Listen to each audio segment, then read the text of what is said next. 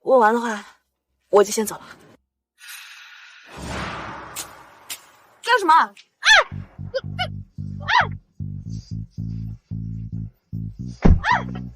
赵一凡，你这是绑架！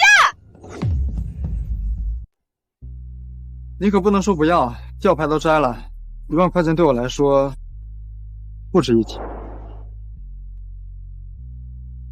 哎呀，很久没这么暖和过了。赵一凡，谢谢你啊，这次是真心的。啊？你说的是真的？啊，天冷了，快回宿舍吧。好。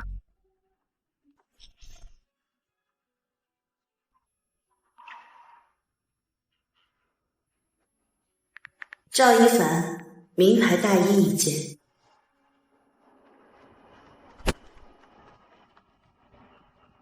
出卖森哥的是赵一凡吧？哟，一件衣服就给你哄开心了，眼皮子可真尖。事情不是你想的那样。哪样？你这种爱慕虚荣的女生我见多了。走，跟我找森哥说清楚，还老子清白！你喊什么呀？这件衣服是赵一凡买来给我赎罪的。他今天问我为什么总穿那件丑不拉几的衣服，我妈不给我买吗？我就告诉他，我妈在我3岁的时候就去世了。他可能觉得自己过分吧。你妈死了？不是要给陈忠森解释吗？走啊，带路啊！哎，等一下呗。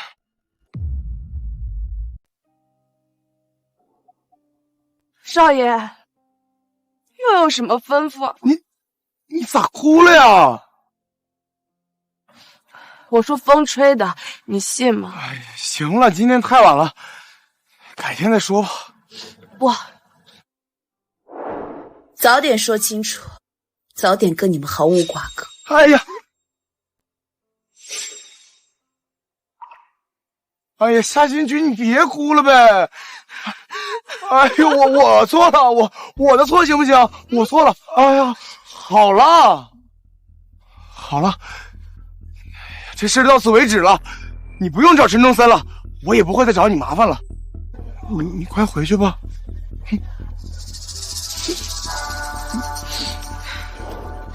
哎，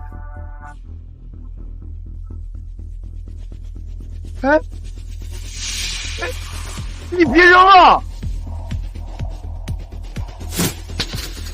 喂，我信了。哎呀，我信他是赔礼道歉的。哎呀，我此刻的背影看上去肯定是倔强又可怜。看吧，看得越久，愧疚感就越强。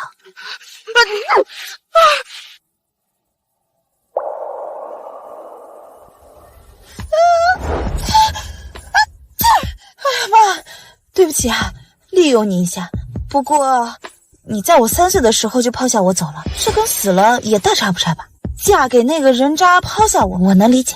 那你也应该理解一下我，我现在真的需要钱带奶奶逃出火坑，所以你不会怪我吧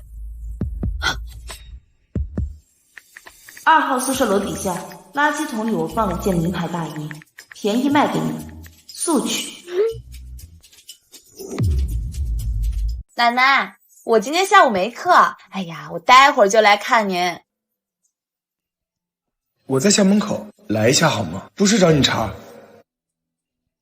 我是想跟你郑重道歉。看来鱼儿是上钩了。我有事儿，也不想见你。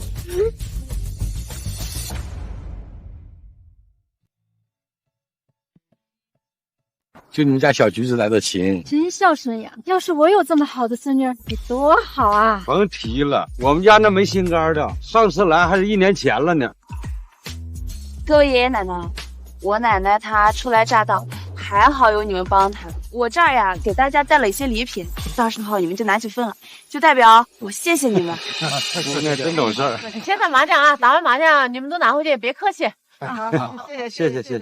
那谁赢了呀？哎，陈院长来了！呀，陈院长，你说这么多年，你是我在养老院里见过最孝顺的孩子。你叫夏新菊对吗？你奶奶呀，经常把你挂在嘴边，我这耳朵都听起响了。我是这家养老院的老板，我叫陈子轩。小橘子呀，陈院长对我们这些老人们都特别宽厚，你要好好的谢谢他。谢谢你啊，陈院长。没事，这家养老院是我妈一手创立的，她生前呢就一直希望老吾老以及人之老。现在我继承了她的遗愿，以后有什么麻烦的事儿随时找我。我还有事，我就先走了。爷爷奶奶们，你们继续打，我先撤了啊！好，拜拜，拜拜，拜拜，拜拜，再见，陈院长。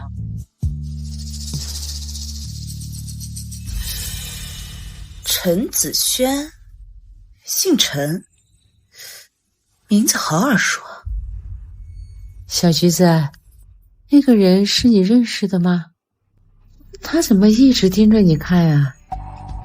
果然来了。果然来了。奶奶，我还有点事，我先过去一趟，你先跟他们一起玩。好好，你慢点啊！啊，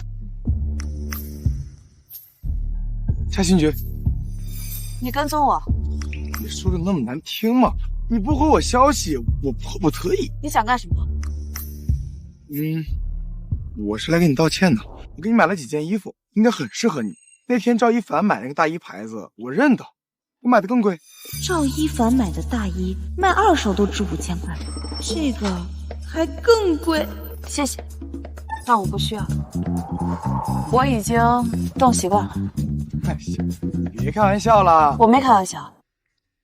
如果世界末日极寒来临的话，我肯定比你们这些欺负穷人的富二代活得更久。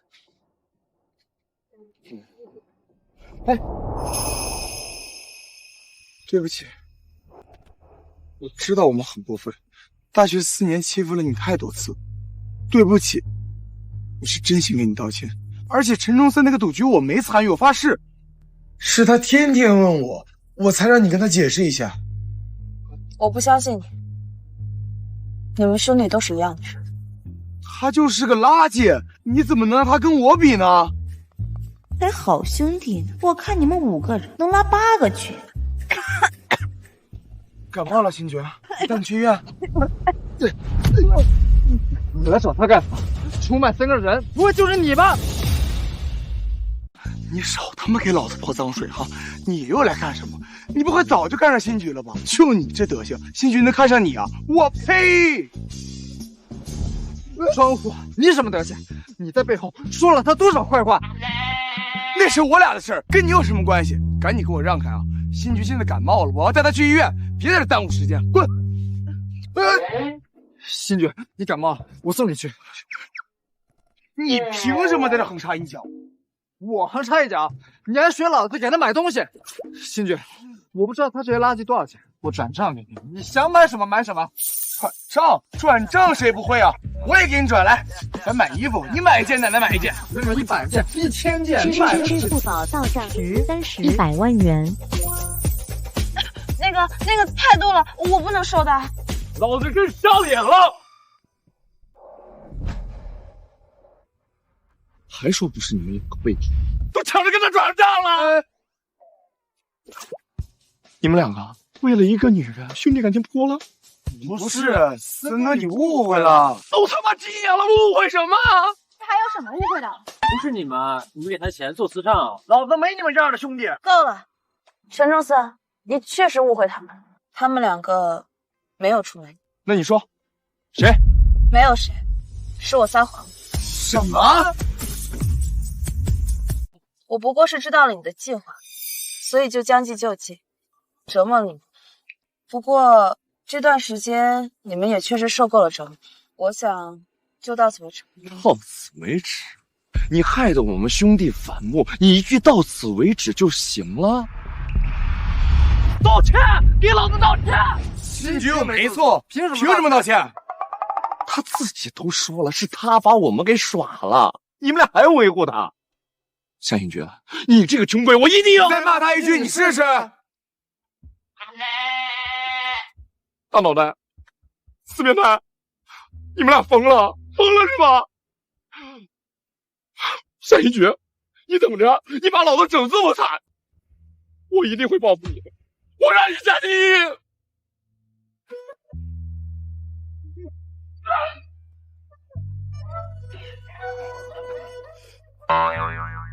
庆菊，你别怕，人会不会？地狱。你们知道，我从小没有妈妈，爸爸酗酒又赌博，好不容易长大，跟奶奶相依为命，还要被爸爸3天2头的要钱，还扬言要把我卖了。这是什么感受？庆菊，你这是……所以，我不需要你们同情。如果陈忠森他真的有胆来找我，那我会让他知道，地狱是我的乐园。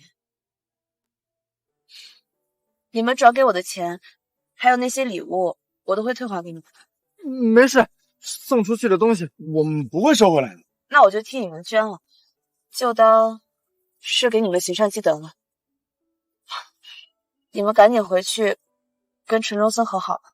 我知道你们是从小长大的兄弟，别为了一个陌生人伤了兄弟情。完美的收。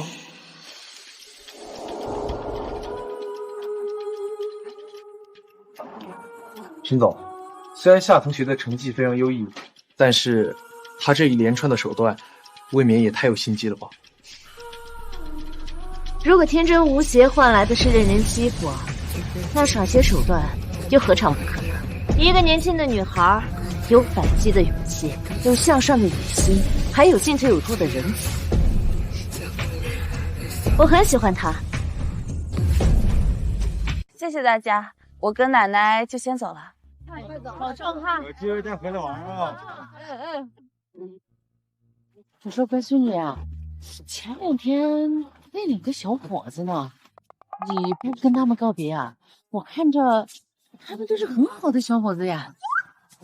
奶奶，明天就跟我去彭城了，你开心吗？我跟你在一起当然开心了。走。庆菊，陈忠森发了疯的想报复你，他找人监视你的手机信号，想等你去到偏僻的地方再出手。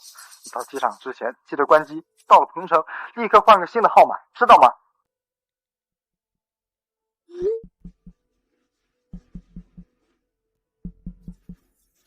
走吧。走了。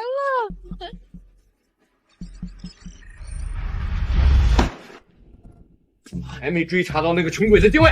少爷，目标好像关机了。关机？那个穷鬼今天就出发，关什么机啊？是某热升级关机的。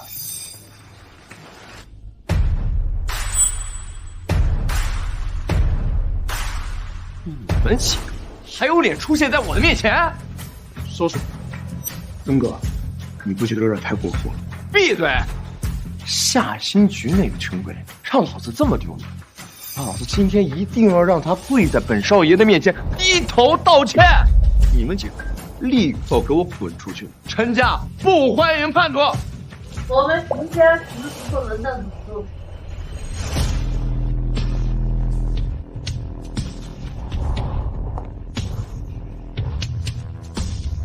姐，你们3个不是从小一块长大的吗？怎么翻脸了？姐，你不知道这2混蛋都干什么？我不知道，就你们这点伎俩能瞒得过我？陈忠森，仗着家里有几个钱就欺负一个单纯善良的贫穷人，结果被别人反手叫上来，还恼羞成怒要报复。不是我们陈家什么时候出了你这么个丢人现眼的东西？你们2个跟我姐说的，用不着他们说。你前天在什么地方闹事，你自己心里不清楚吗？这是个养老院吗？是马路上的。陈忠森，那可是妈的心事，你居然都没有认出来吗？妈走之后，家里的事情你有但凡上心过1两？我如果没有从国外回来，你到底会变成一个什么样的人？姐，我小橘子呀，是奶奶拖累你了。奶奶，你才没拖累我，我现在马上就工作，等等我到时候升职加薪，我给咱们买一个大房，到时候咱们住在一起，过最好的生活。你这个傻孩子啊！你工作之后不得嫁人啊？哪有成天和我这个老太婆粘在一起的道理？我才不嫁人呢！再说了，他要是不接受我奶奶，那他是个什么好东西？你呀，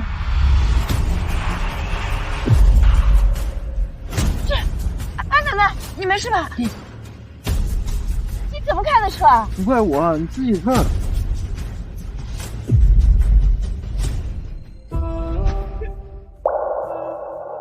龙哥，我跟你说的女孩，就是她。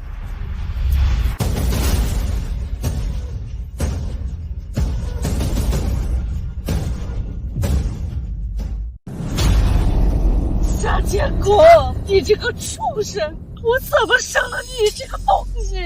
妈妈，老糊涂了吧？说什么呢？不是姐，你是怎么找到我的？你爸是我的名哥哥，捞你还不跟玩儿一样？闺女，这辈子是有多香呢？爸给你找一大老板，先我点，那嫁不就钱多呀？你嫁过去，那就吃香的喝辣的，你一人得道。带着你爹、你奶跟你鸡犬升天，多大的造化呀！你打屁功啊，是不是龙哥？小橘子啊，都是奶奶没用，奶奶保护不了你。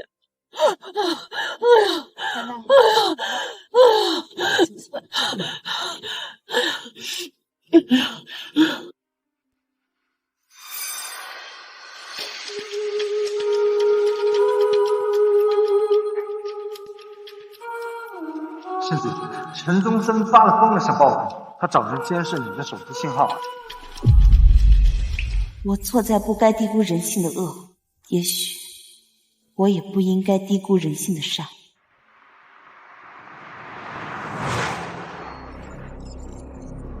少爷，我捉到目标信号了。瞎了你的眼吧！捕捉什么捕捉？赶紧把关！等等，夏新菊不是有意要动你，怎么这个时候开机了？按照这个时间，他肯定还没有到机场。他不会出什么事儿了吧？机场应该还好吧？哎呀，他这么鬼机灵的，能出什么事儿啊？再说我都没事最好，那万一有事呢？你们那么爱打赌，一个女孩的安危你们赌得起吗？啊！定位，机场北路35公里，开车过去需要半个小时。半个小时？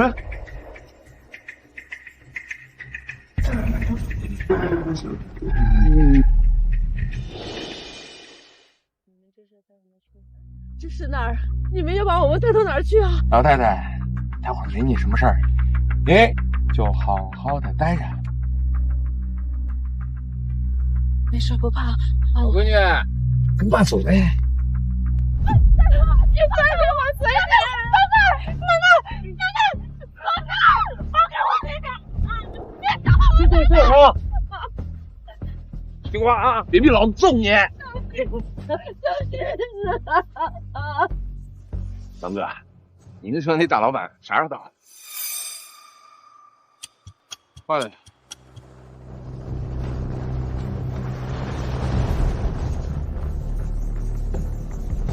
这个太牛了，大飞机来了呀！这票够大，龙哥，那黄老子真有钱啊！龙哥，你哪有那事？看你们没出息的样子啊，少不了女的。老大，你看，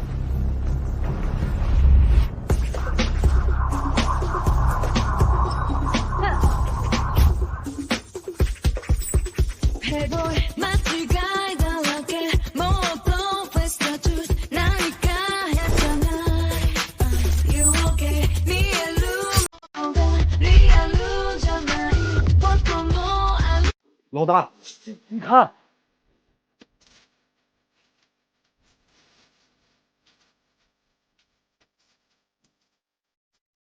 勇哥，这不是黄老板的飞机啊！老大，这谁呀？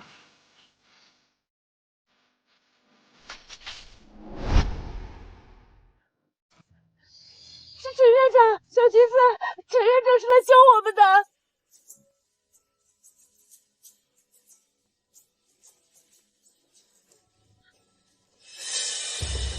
放开新菊！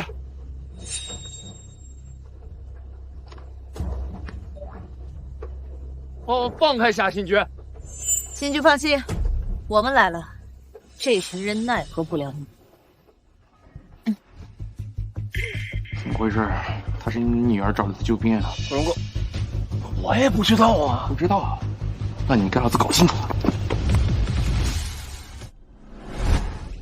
你们他妈谁呀？我是橘子他爹，是我们家家务事儿，你们少管闲事儿啊！把那破飞机给我挪开了。我是新菊的男同学。别以为我们不知道你想干嘛，你想逼新菊结婚，换你还债。这种事儿啊，我们绝不允许！啊，滚！你这个小兔崽子！啊，说了，这是我们家家务事儿，你们管得着吗？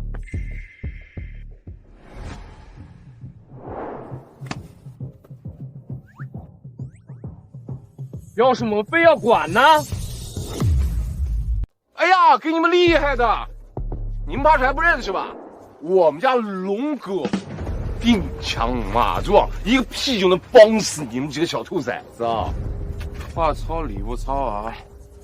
老子陈杰龙混了这么久，带出这么些兄弟，今天要是被你们几个小毛头给吓退了，那以后老子还混不混呢？哦，所以你的意思是，准备人多欺负我们人少喽？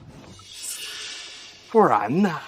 你当老子吃干饭的呀？对了，就是人多欺负你们人少。啊，听清楚了吗？再开慢点，我陈子轩可是要被人欺负死了。我只给你们10秒钟。哎呀，摇人呢！行了，别以为租个破飞机就能吓到老子，老子吓大的呀！哎，兄弟们，咱们给他们读秒。10、9、8、7、6、5、4、3、2、1。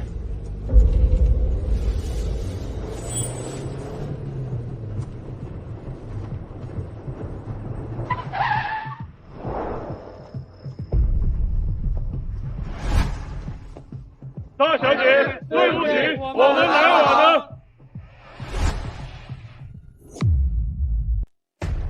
还行，也就比我们晚了几分钟。哎，刚才是你说的人多就可以欺负人少，那我现在要欺负你，你没意见吧？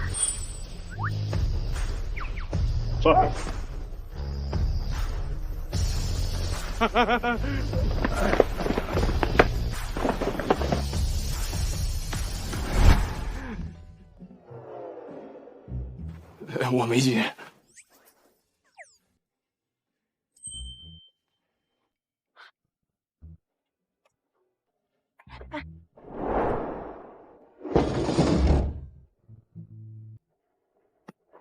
新菊，你没事吧？没事。陈院长，幸好你来得及时，要不然我真不知道小吉子要被这个畜生害得有多惨。哎，不是妈，您说什么呢？我给橘子找有钱人，让他下半辈子衣食无忧，我有什么错？你给我闭嘴！说吧，新菊，想怎么处理？我还是相信这个社会上是有法律和正义的。你不是经常说警察不管家务事吗？那你就去试试吧。不是，橘子，哎呦，我是胸口疼，胸口疼，哎呦！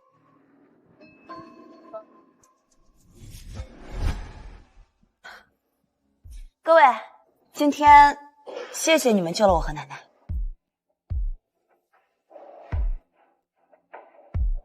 你以为我们想来啊？你以为我们想来啊？还不是我姐夫逼的。你忘了这事不跟你说了吗？啊？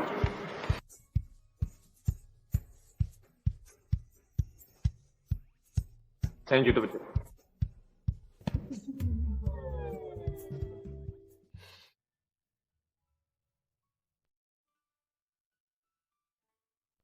三句，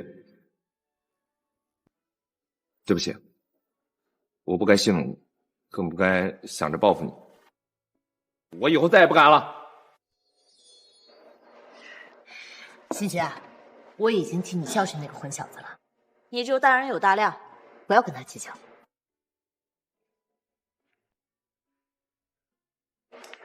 紫萱姐，你们今天帮我解了围，也就算扯平了。我不会跟陈忠森继续计较。星爵，以后你一定要多加小心，不是每天都能这么幸运，有我们帮你的。对啊，万一下次你再遇到麻烦，我们联系不上你或者没赶上，那该怎么办？我以后会小心的。幸运？我可从来不相信什么幸运。其实陈忠森、赵一凡还有孟辉3个人，那天在养老院大闹完，我就攒够了钱，可以立刻带奶奶离开。之所以后来又耽误了3天，那是因为我发现我爸在养老院周围鬼鬼祟祟的踪迹。我知道行踪已经暴露，贸然离开肯定会遇到麻烦。为了万无一失，我开始筹备出逃的计划。第一件事就是查清楚了陈子轩的身份、姓名。她果然是陈忠森的姐姐，而且是长姐为母的身份。陈忠森对她100依100顺。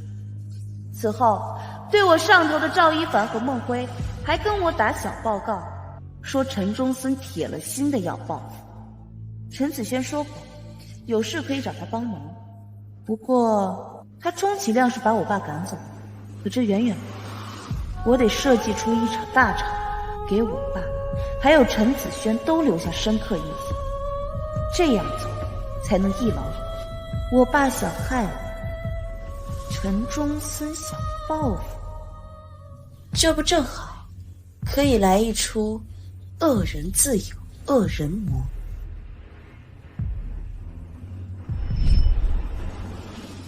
星爵，以后你爸再也不敢骚扰你了，你可以不用离开了。对呀，你干嘛非要去彭城？人生地不熟的，不如留在海城。你如果要工作呀，我们孟氏可以给你。孟氏算什么？我们赵氏啊，可以给你更好的薪水和职务。你别想，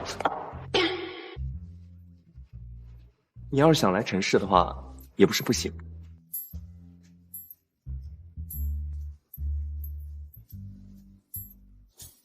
谢谢你们，但是我一定要去彭城。为什么？星爵，你为什么一定要去彭城？彭城到底有谁在啊？哎，难道彭城有比我还优秀的人？这2个恋爱脑怎么什么都往那处想？星爵，你的同学们说的不无道理，你爸现在也被抓起来了，你也不用再躲他了，你为什么非得要背井离乡呢？奶奶，我去彭城，一来是想要躲我爸，二来是我觉得这对于我来说确实一个很好的机会。虽然说陈氏、孟氏还有赵氏都是很好的公司，但是你看他们3个人，到时候肯定对我特殊对待，我不喜欢，我也不愿意。而且我也确实想知道自己的深浅，想要好好闯一闯，所以彭城是我最好的选择。他爱去呗，非拦什么这？不过星爵，你去彭城对夏奶奶来说也是诸多不便。你说一个刚毕业的大学生，这闯荡职场的同时，还要照顾一个年迈的老人，这期间的困难可不是3言2语说得尽的。紫萱姐，我能照顾好奶奶。新君，你听我说完，我不是要挽留你，而是有个提议。夏奶奶可以继续留在我的养老院里，这样奶奶既不用背井离乡，你也不用分心照顾，而且我可以免除夏奶奶一切费用。我保证，一定会把她当成亲奶奶一样，给她最好的照顾。陈院长，这怎么好意思呢？是啊，紫萱姐，这不太好意思吧？这没什么不好意思的，我很欣赏你，想跟你做个交易。交易，其实很简单，我想让你协助我管理陈氏。这3年，我帮你照顾好奶奶，你只管去鹏城做你想做的事情。等你证明了能力，想回归海城了，接下我的 offer 就可以。怎么样？这个交易对你来说很划算吧？的确很划算。不过，陈子轩做这么多，目的只是让我3年后回来给陈氏打工，是不是太简单了点儿？等一下，紫萱姐，我们赵氏可以给你更好的条件，我们孟氏啊，给的更多。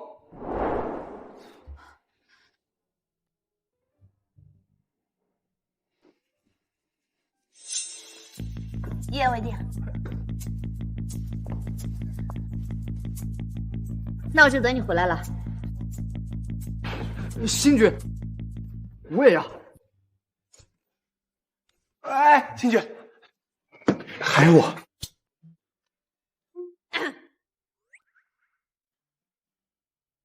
那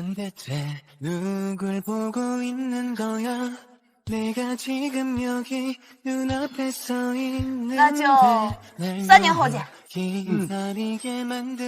其实当时我就知道，陈子轩说的 offer 并不简单，但我没想到会这么的离谱、刺激。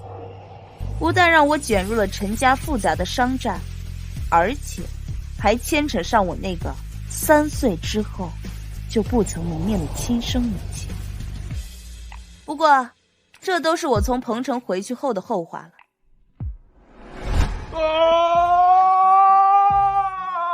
夏新菊，你这蛮里有什么？眼前这个男人是我的主管，一个在我入职第1天就对我职场骚扰的人。于是，在他故伎重演的今天，我给了他点儿小教训。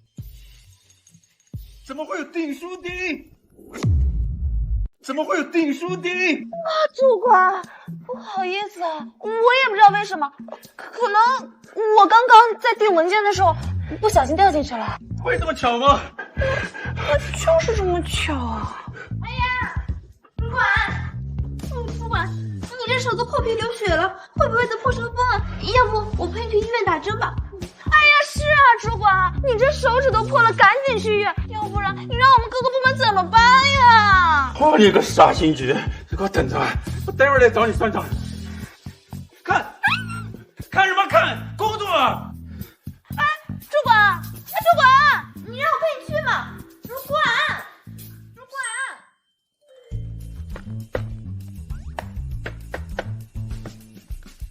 你去应届生吧。在试用期间敢得罪自己的顶头上司，以后没你好过的事。那你是觉得你随便让他吃豆腐，有你的好果子吃啊？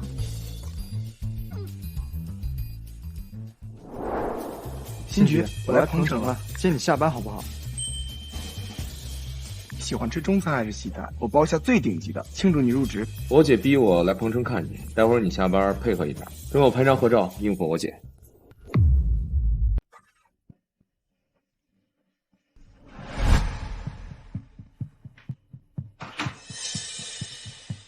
我说过，等我回来要跟你好好算账。李主管，茶水间有监控。啊，监控啊！你不知道监控可以关吗？我关个5分钟、10分钟，到时候就说故障了，你能拿我怎么着？啊，李主管，你的意思是茶水间的监控被关了？是啊，现在知道害怕了。刚才用订书钉阴我的时候，你就没想到吗？李主管，别过来啊！你一个试用期都没过的新人，竟敢搞我！现在我就让你知道厉害！哎，李主管来人了！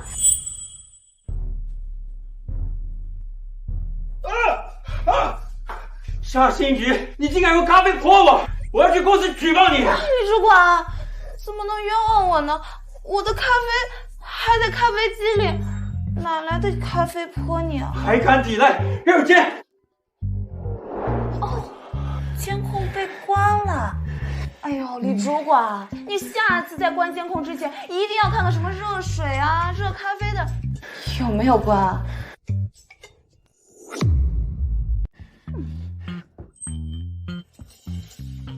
哎呀，主管，哎呀，你这是怎么了？快擦擦。你今天下午去仓库盘货，老子不想在营销部见到你。主管，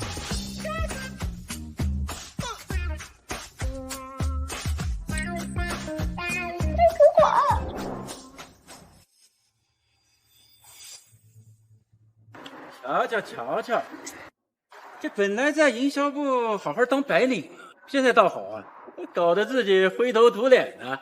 待会儿不会还得这样臭烘烘的挤地铁回去吧？啊！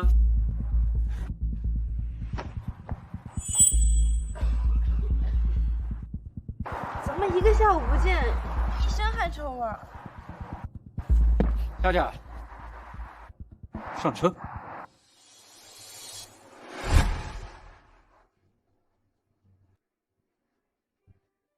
夏新菊，你跟林悄悄学历差不多，来公司的时间也差不多。他现在在办公室负责重要项目，而你却被调到了仓务部。你知道你俩之间的差距是什么吗？是你不识抬举。哦，对不起啦，新菊，我要坐着李主管的宝马回家啦。你呀，就好好的去骑你的自行车去。啊，对了，千万别臭到别人啊！跟他废话那么多干嘛？咱们走。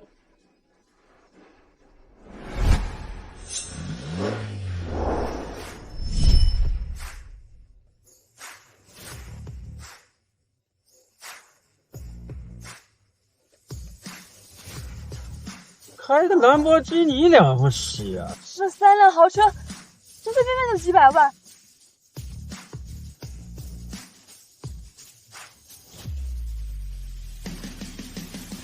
也不知道这几家富家公子哥是来找谁的。新菊，你终于下班了。夏新菊，你终于下班了。他们是来接夏新菊的。他们是来接夏新菊的。租的，肯定租的。夏新菊，2个小时，本少爷等了你整整2个小时，我这辈子就没有等过这么一个人。新菊，你辛苦了，我送你回家了。啊，那个，新菊，你饿不饿？我订了2家鹏城最好的米其林，一个中餐，一个西餐，你想吃哪个？我带你去。他们的行动，每个人都不低于20万。天啊，这才是真正的富家公子，一来就3个，也不知道这夏新菊什么来头，怪不得他看不上你。你们臭钱了不起啊！败家女，低俗，让我恶心，下车。李主管，你刚刚不是很嚣张吗？夏新菊，抬头不见低头见，没必要搞这么绝。好啊，那你可要记得，以后再是仗势欺人的时候，可要好好掂量掂量自己够不够本。还有你啊，要依靠男人也要擦亮眼睛，别选这种水。你们3个的车我都不坐，我坐地铁。地铁还能坐？没坐过呀。新菊，新菊，哎，新菊，等等我！坐车呀！哎，不坐车怎么走啊？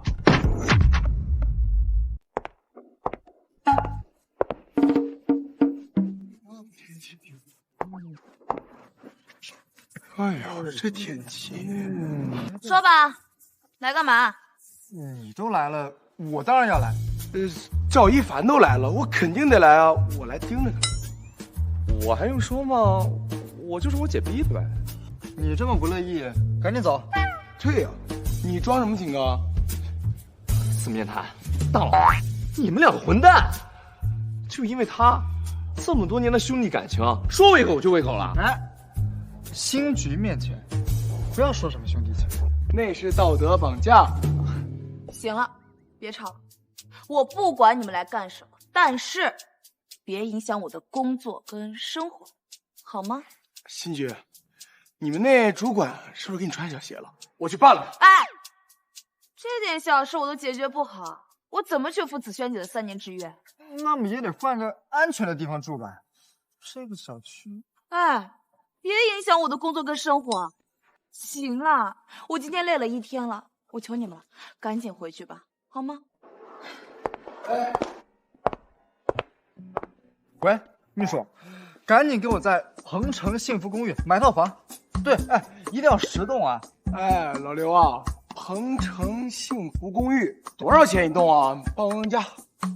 大神经。喂，姐，哎，我可能会在鹏城买一个房，你懂的，你懂的。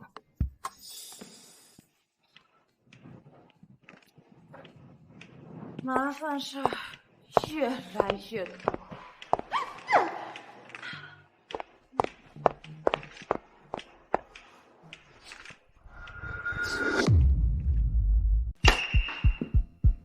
就这些，年终大促，你们就给我拿这种方案出来，这跟去年的有什么区别？我要的热点呢？我要的创新呢？你们营销部干嘛吃的？总监，我们营销部人手不够，这时间紧，任务重，短时间内要拿出比去年更好的方案，确实有点为难呀。今年给你们扩招了这么多人，你还说给我缺人？人呢？人呢？哎，我，总监，我是今年入职营销部的新人夏新菊。之前李主管为了栽培我，把我调到了仓务部，让我去熟悉这进货和发货的流程。现在我已经学透了，所以我申请从仓务部调回营销部，和李主管一起共同策划今年的年终营销部。你还挺懂得栽培新人。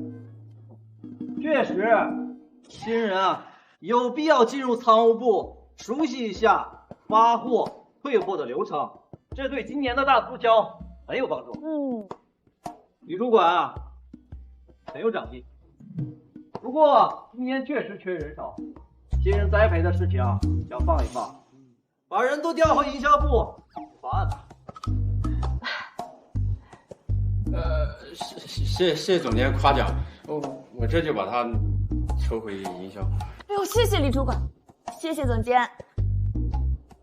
行了，骂你们也没有用。从今天开始，不管是谁，实习生也好，还是试用期也好，只要有好的方案，都可以发到我的邮箱。一旦集团采纳，奖励少不了，到位。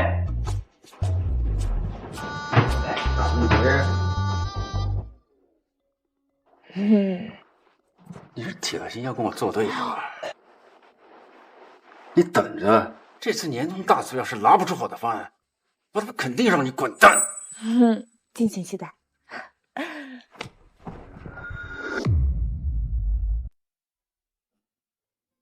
哎，原来地铁还有限制充值数量，最高1000，怪不得我10万怎么充不进去。哎，1000块钱够做几次啊？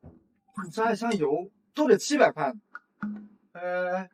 这地铁啊是真没商务座，难道就让新局这样每天跟那帮男人挤在一起？我可受不了啊！你们两个是不是有病？每天到点准时守这么一个人下班，怎么想当年狗啊？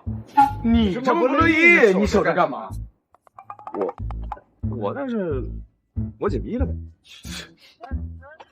哎，哎呀，新局，我现在会坐地铁了，绝对不会给你丢人了。新局，这地铁没会员，但我想到一招，我给他们钱，1000块一个人，这样你就不用挤了。不是，哎，赶紧走吧，去吃饭了。哎呀，我跟你们说啊，我今天可没有时间跟你们闹。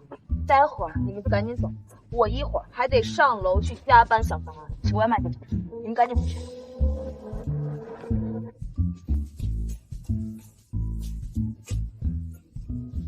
这是什么？你怎么有晚饭？自己研究一下。上楼。哎，现在给我把外卖。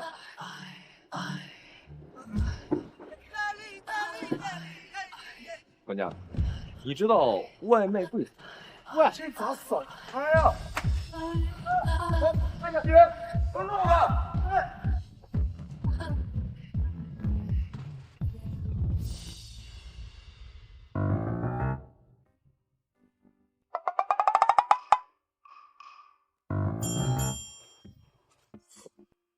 你还别说，这猪脚饭的味道不亚于米其林1星。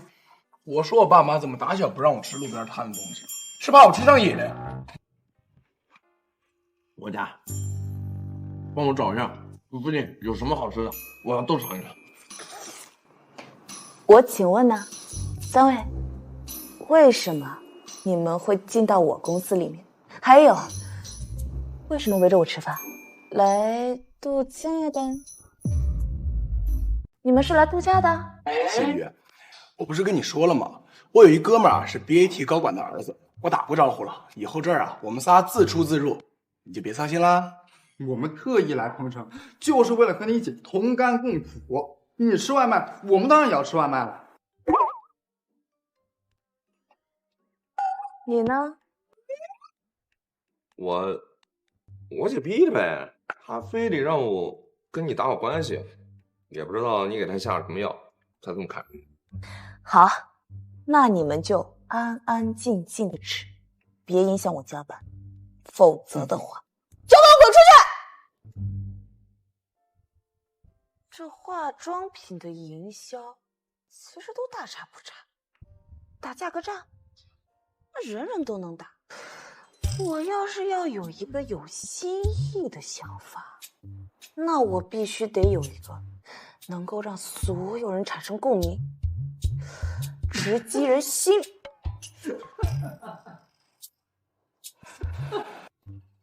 赵一凡，我有没有说过要安静啊？新觉，我这是在给你研究其他化妆品品牌。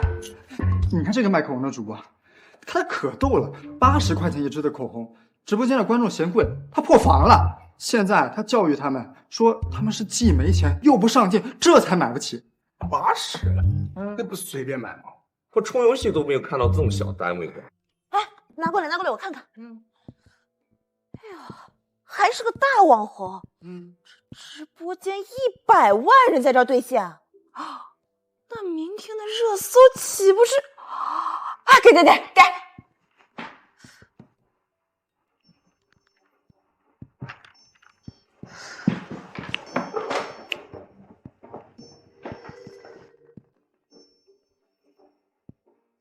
这是什么？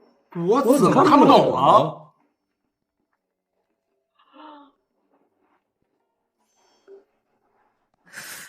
你们这3个不知民间疾苦的富二代，要是看懂了，我反而担心。不过现在，我可以直接发送给我的总监了。这一次啊，我们年终销量创造了历史记录，成为了全行业第1。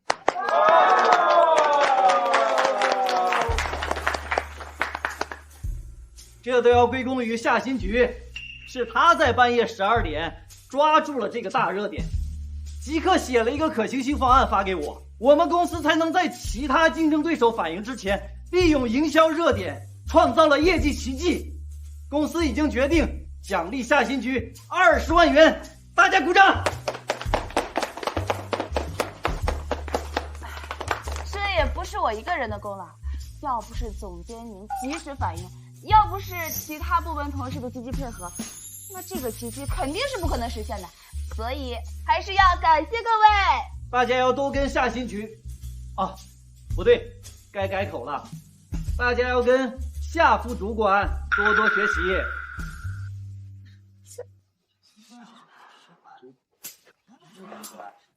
因为夏新菊的重大贡献，我决定提前让他转正，并且啊，破格提拔他为副主管。以后啊，跟李主管共同管理营销部的日常工作。什么？他？李主管，你有什么意见？那个夏新菊毕竟是刚进公司的应届生，提拔这么快，是不是不太合适呀？我怕其他同事不服他呀。你倒是进公司有几年？你年终的时候有什么成绩？你问问他们，他们服你吗？总监，首先非常感谢您的抬案，但是我确实资历尚浅，所以日后我还要向各位同事还有李主管多多学习。这样吧，我决定从我20万的奖金里面拿出5万给大家发红包，感谢各位对我这个新人提出来的方案进行的大力配合，谢谢大家。谢谢江副主管，谢谢江副主管，谢谢江副主管，谢谢江副主管，江副主管，谢谢江副主管。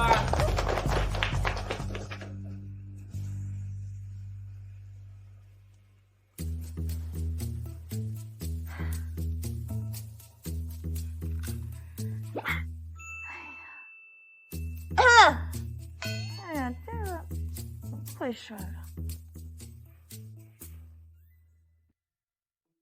夏新觉，不能骄傲，像乔布斯说的 "Stay hungry"， 永远都不要自满。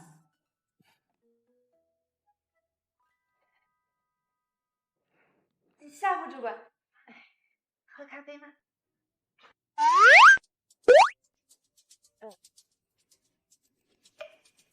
你这是在巴结人？副主管，之前的事我知道错了。那天被你教训完，我就觉得你好酷，然后我就一直反省自己。后来看到你工作的样子，那么快就立下大功，被破格提拔，我很崇拜你。崇拜我？你能不能教教我？我什么都听你的，你怎么说我就怎么做。看来这个林悄悄习惯依附强者，那天教训他，好像帮他打开了什么奇怪的开关啊。要不从好好工作先开始啊？好，我一定努力。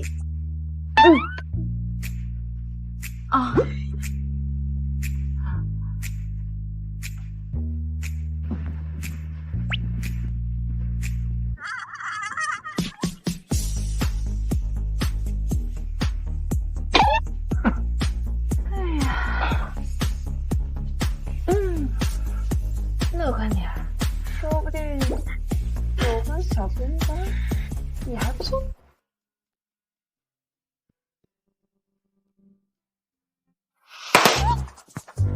新菊，恭喜新菊！你们怎么进来的？我们3个第一次把这栋楼买下，现在已经是你房东了。迎接自己的房子，不是理所应当吗？有钱真是能。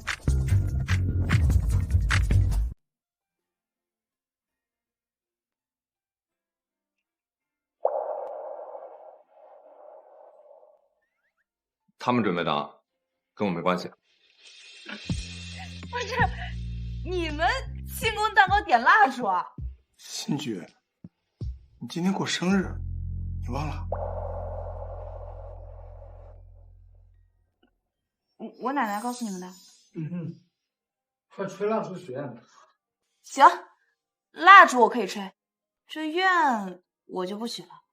我不会许，我还是喜欢相信自己。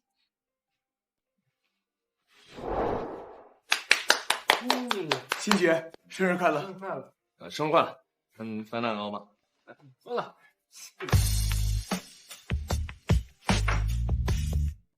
给我，我要，先给我。你小孩儿，你这都假？女大孩，哎，我就是小孩。哎呀，哎，行了，你那别吵，我再给你切一块，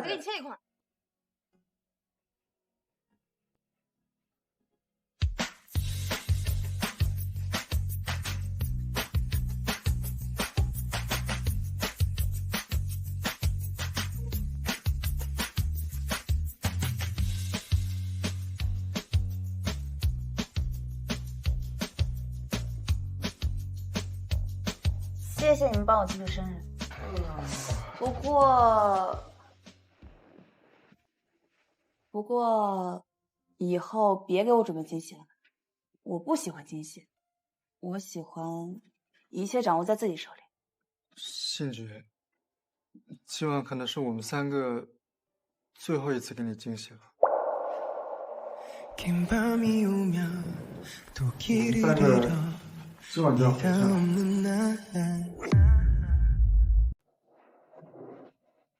我们也想留在彭城一直陪着你，但我们3个都已经到了继承家业的年纪了，家里一直催着我们回去收拾业务，家里包了机，我们3个今晚就一起回去吧。信爵，等我回家掌管了业务，梦氏的大门永远为你敞开。我姐也叫我回去了，我早就不想待在这儿了。不是，你们把这个事情搞这么赶上干嘛呀？你们走了，那我刚好啊，我还得庆祝呢。我耳朵清净，我还能好好工作呢。信爵，3年以后你一定会回海城的，对不对？紫萱姐对我抱有期望，我总不能辜负她吧。不过还得看她给我安排的工作能不能达到我的期望，所以3年以后再说吧。信爵，我等你回来。信爵，我也是。我姐也是。行了，赶紧走吧，我还得休息呢。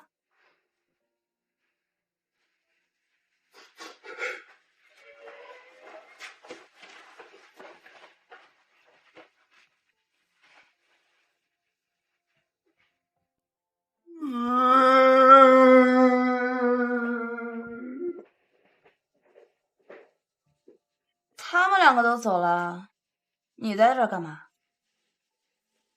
有事儿？没事，但有句话。说吧。对不起。知道了。这话已经说过了。之前是我姐逼我的，但这一次是真心的。跟你来彭城的日子很短，但是我看到了一个我从未了解过的你，我现在才知道我有多愚蠢。曾经有一个人跟你一样，充满活力，充满干劲，充满理想，但他比你少了一点坚强。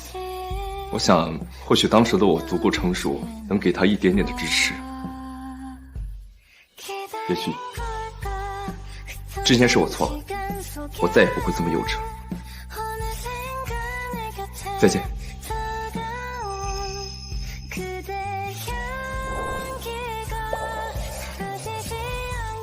这人说的是谁啊？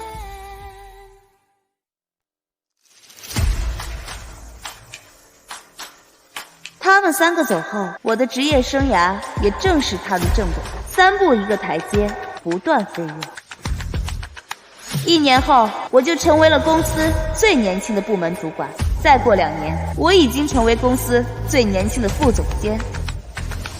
3年之约已到，我决定请1个月假，回到海城，看看紫萱姐到底要给我什么样的 offer。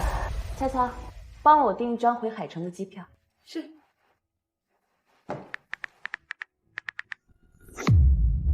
哟，不是都说公务繁忙不会来接机吗？怎么到这么准时？有的人还好意思说呀？过去3年装守身如玉，家里人都快怀疑你喜欢男人了，也不知道装给谁看。 3年了，你们2个还是这么重词轻语，这是一点长进都没有。你清高，你来干嘛？紫萱姐可没逼你啊，你别装。我可是听说某人在新局离开鹏城的时候，偷偷找他抛白心计喽。别以为这样你能洗白啊！我靠，我是给你们俩脸了是吧？你们俩，哎，我错了，我错了。你们三个吵什么呢？欣姐，欢迎回来。那个，我是带我姐来接你啊。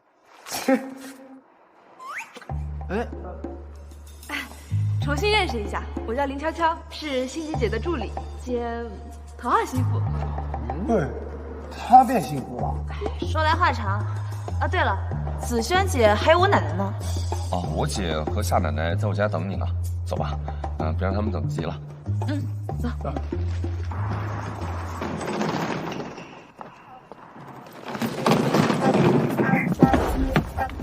山一局，上车，上车。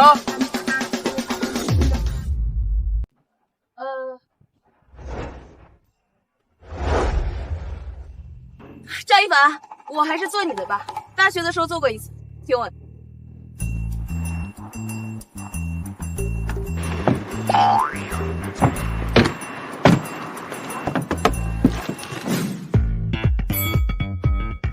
你们两个上我车干嘛？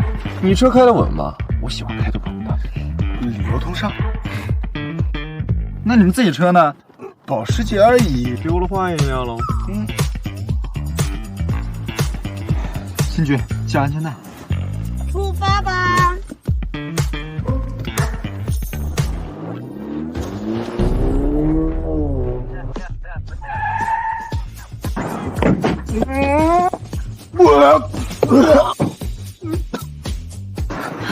赵一凡，你这技术越来越好了。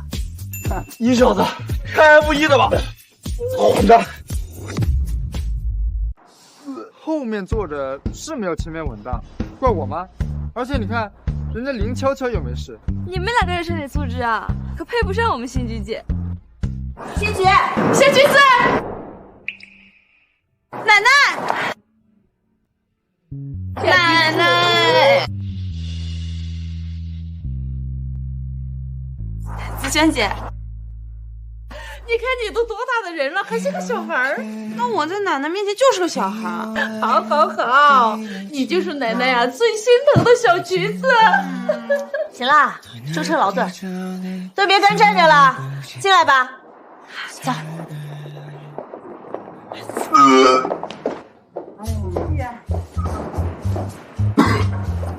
欣姐，这一天我可是期待已久了。子轩姐。那你这是认可我这3年的成绩了？这 BAT 营销部有史以来晋升最快、最年轻的副主管、主管、副总监，照你这晋升速度，30岁之前就能成为业务部的副总，这种表现万里挑一，我当然认可。所以我才请了1个月假，我想看看子轩姐准备开出什么样条件，让我离开 BAT 加入陈氏。一个非常特别且充满挑战的职务。那就是做我陈家的儿媳妇。什么？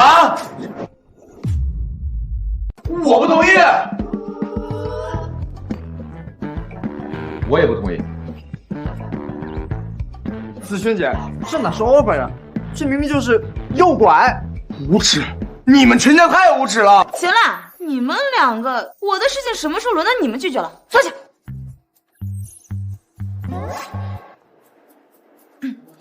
子轩姐，你是认真的，所以你从3年前就开始等我，让我嫁给陈中森，然后成为你的弟媳。这蓄谋已久，自然认真。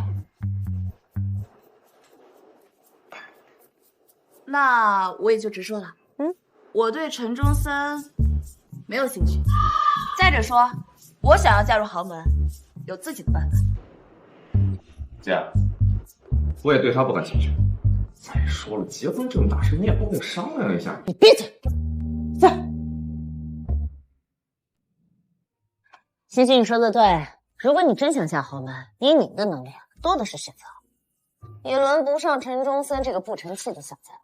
所以呢，我也不奢望你真的能看上他，而是想你帮我一个忙，跟中森假结婚。假结婚？假结婚？听起来荒谬又合理。不过，紫萱姐，你人脉这么广，我肯定不是你的第一人选吧？我确实有几个备选，不过你是我的最优选，而且最重要的是，我信得过你，也清楚你一定会真心实意的帮我。信得过我？从何说起啊？紫萱姐，虽然说你曾经帮过我，我也很敬佩你，但是这可不代表我一定会帮你，毕竟……小橘子，小橘子，陈院长是多么心善的人啊！他对于奶奶这个老婆子，就像亲奶奶一样的照顾，还有养老院的老人都受过他的恩惠，更别说也是陈院长帮你解决掉那个畜生的。不就是假结婚吗？奶奶也经常看短剧，人家里面的主演他都是这样的，多大个事儿啊！奶奶，奶奶，这照顾你是我应该做的。不过新菊，3年前我帮你解决了你那失职的父亲，3年后，你能帮我跟周森从我那失职父亲的手上拿回属于我们姐弟的东西吗？等一下，紫萱姐，既然是假结婚，那得要有合同吧？不然他假戏真做怎么办呀？有道理啊。紫萱姐，你先拟好协议，让我跟一凡替新菊把关。放心，我都已经准备好了。这个呢，就是……哎，不行，加一条，双方不能同居，减少不必要的肢体接触，没有第三方监管，不能共处浴室。陈周森在家不能衣不蔽体啊。还有，有完没完？按你们这么要求，我干脆别在一个空间跟他呼吸一寸空气得了。你愿意吗？滚！行了，别闹了，拿过来。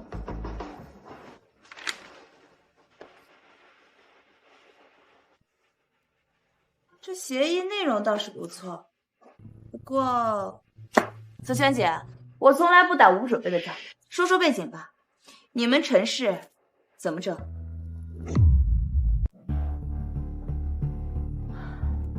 我爸一共有3段婚姻，这第1段婚姻不欢而散，有了我大哥陈昌盛。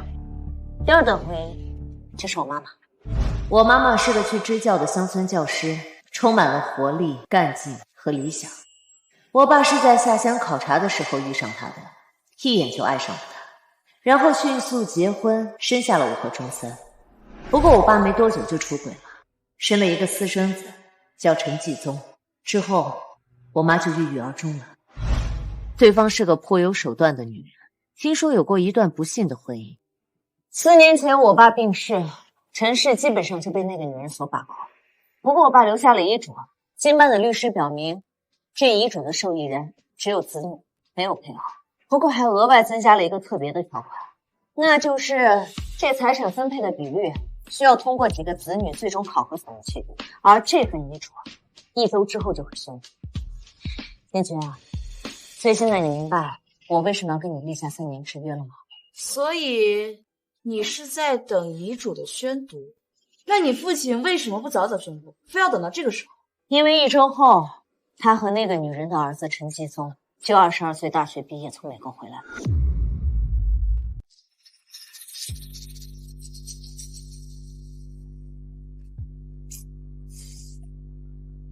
这么看起来的话，你们的胜算很小。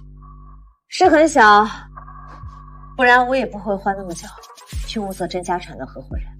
内容很不错，不过紫萱姐，报酬怎么样啊？你这个工作不但要让我去除 BAT 的职务，而且还要假结婚，这难度也不小。要是报酬达不到我的预期，我也不会接。1个亿，你们陈氏几千亿的家产，我就算是帮他拿到300亿，你给我1个亿，未免也太少吧？哎呀，新菊啊，你姐可不是那么小气的人，我说的是1成。律师说了，最差周森也能分得30亿的家产，也就是说，你什么都不用做就可以分得3个亿，这待遇绝对是 BAT 给不了你的。如何？有大钱不挣，何乐而不为？合作愉快。现在的当务之急就是去领证。陈中三，走。啊？这么快？你还想选个黄道吉日？你是去争家产，这种程序上的事情还是越快越好。金菊啊，这场婚宴筹备就交给我。虽然你们是假结婚，但对外你毕竟是我陈家的儿媳妇儿。这场婚宴我一定会做足排场，我一定会让所有人都知道我有多看重你。紫萱姐，你做事我放心。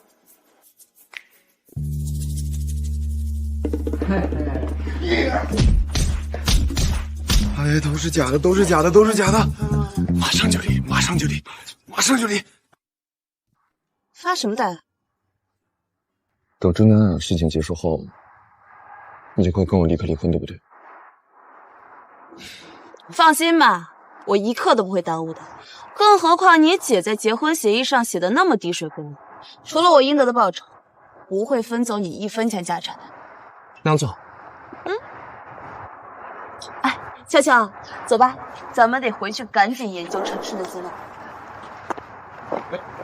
哎，我也要去，我也去。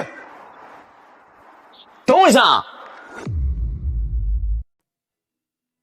中三，我警告你啊，你是假结婚，你要是敢假戏真做，我们兄弟都没得做。陈中三，你要真敢对新居干什么，小心我孟家跟你陈家决裂。随便你们，我对他们不感兴趣。小橘子出来了。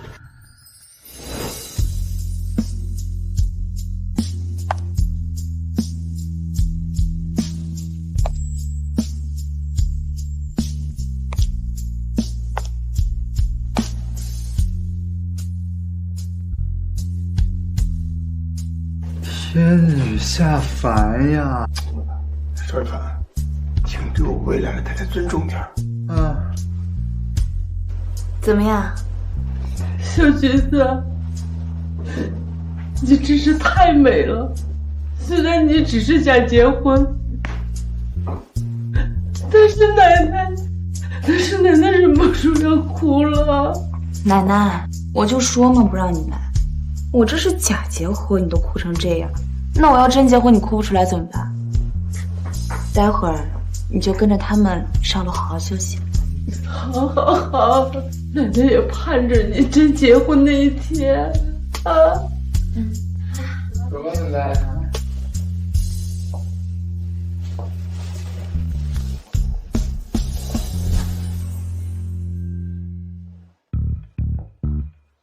怎么，紧张了？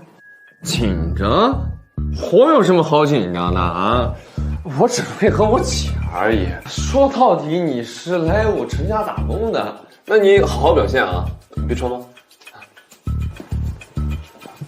陈中三，转过来，看着我。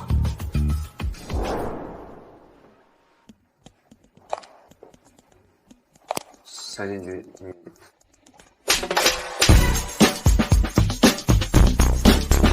夏金菊，你打我！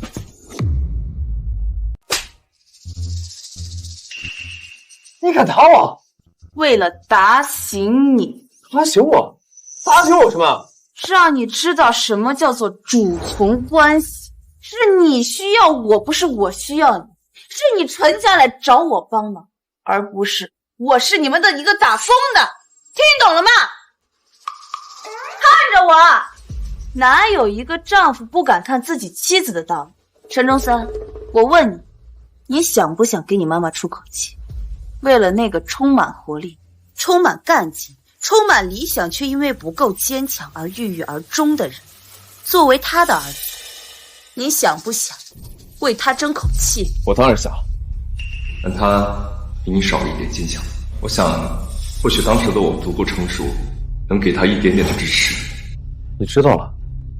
我说了，我从不打无准备的仗。紫萱姐也是。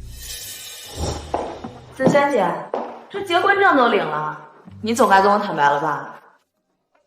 坦白什么？坦白你选择我的理由啊！除了我的个人能力以外，其他的理由。先生，你真的很聪明。我选你，不仅仅是因为你聪明，还有因为你跟我妈妈长得很像。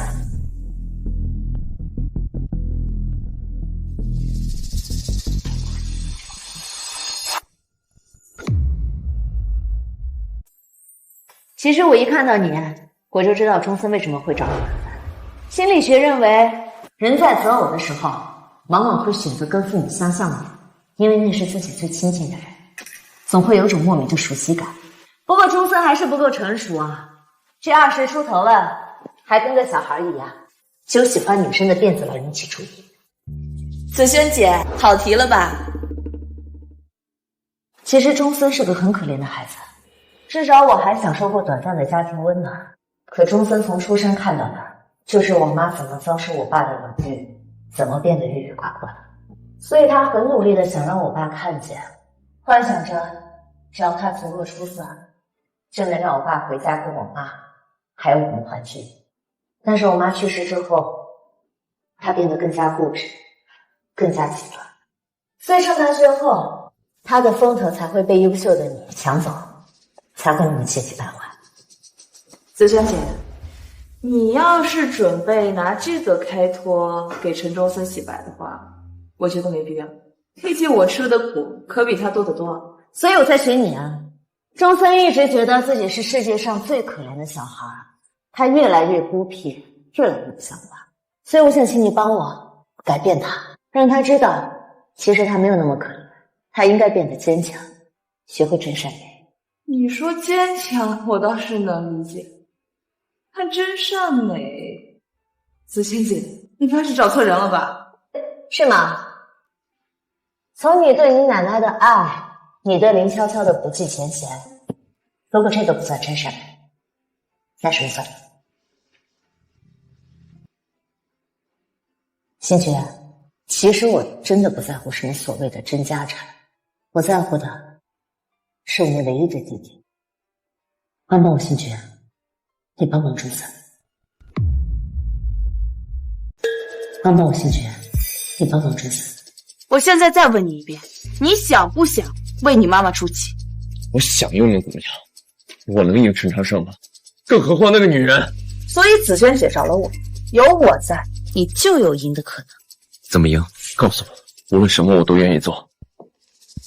首先，第一步，跪下。什么？跪下！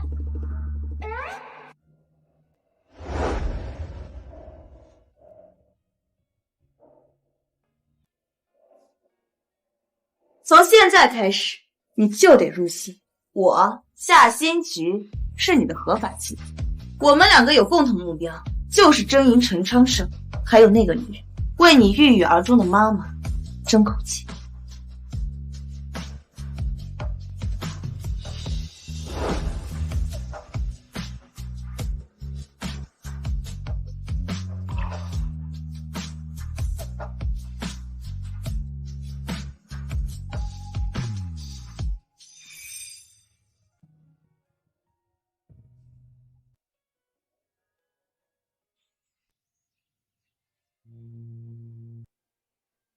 钟森和新菊怎么还没来？钟森不会怯场了吧？有新菊在，你们就放心吧。姐，我们到了。他们要来了。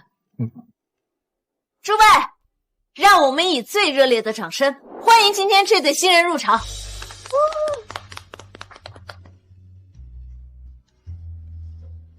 真是郎才女貌啊！恭喜大小陈总，多谢各位。都瞎喊什么呢？他们姐弟在陈家的地位，你们心里没数吗？都瞎喊什么呢？他们姐弟在陈家的地位，你们心里没数。陈周倩，子轩姐在。大哥，今天这大喜的日子，你该不会是要来砸我们场子吧？这是我爸跟他第一个老婆生的儿子，陈昌胜。子轩，别装了，你那点小心思别人不懂，难道我还不懂？今天可是爸的遗嘱正式宣读的日子，你突然搞出这么一场婚宴，还把负责宣读的律师和监督执行的股东全部都请来，这不摆明了要让他们在你这里宣读遗嘱？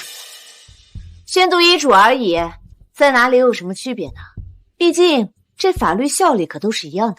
我是怕有的人误以为这就是什么主场优势。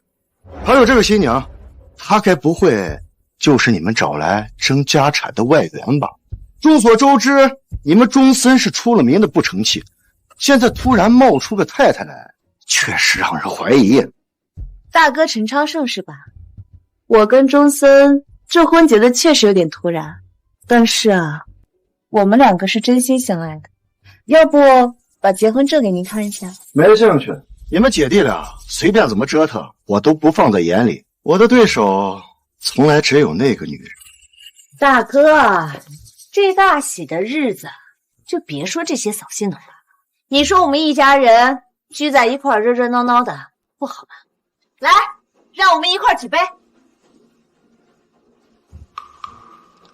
姐妹怎么不叫我呢？呀，最爱凑热闹的那个人来了。这就是那最厉害的女人跟她的儿子陈继宗。妈，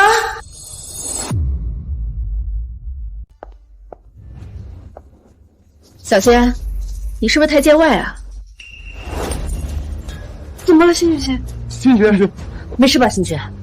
没事，说话了。岁岁平安，新娘子，是不是大喜的日子太紧张了呀？哎呦，我们新娘好漂亮啊！中森，你好有福气。哎，妈，她长得跟你有点像，跟哥哥姐姐的妈妈长得也像。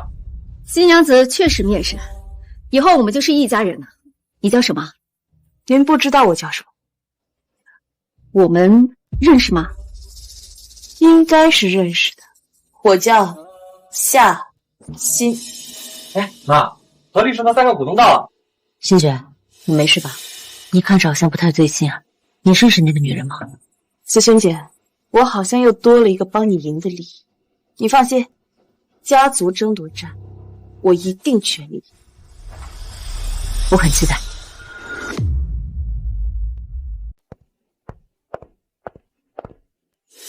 今天我们4人到来，不仅是为了参加3少爷的婚礼，还有一个更重要的目的。想必在座的陈家人都非常清楚，今天是陈董事长遗嘱约定宣读的日子，而我作为代理律师和3位股东将会共同见证这份遗嘱的宣读和执行。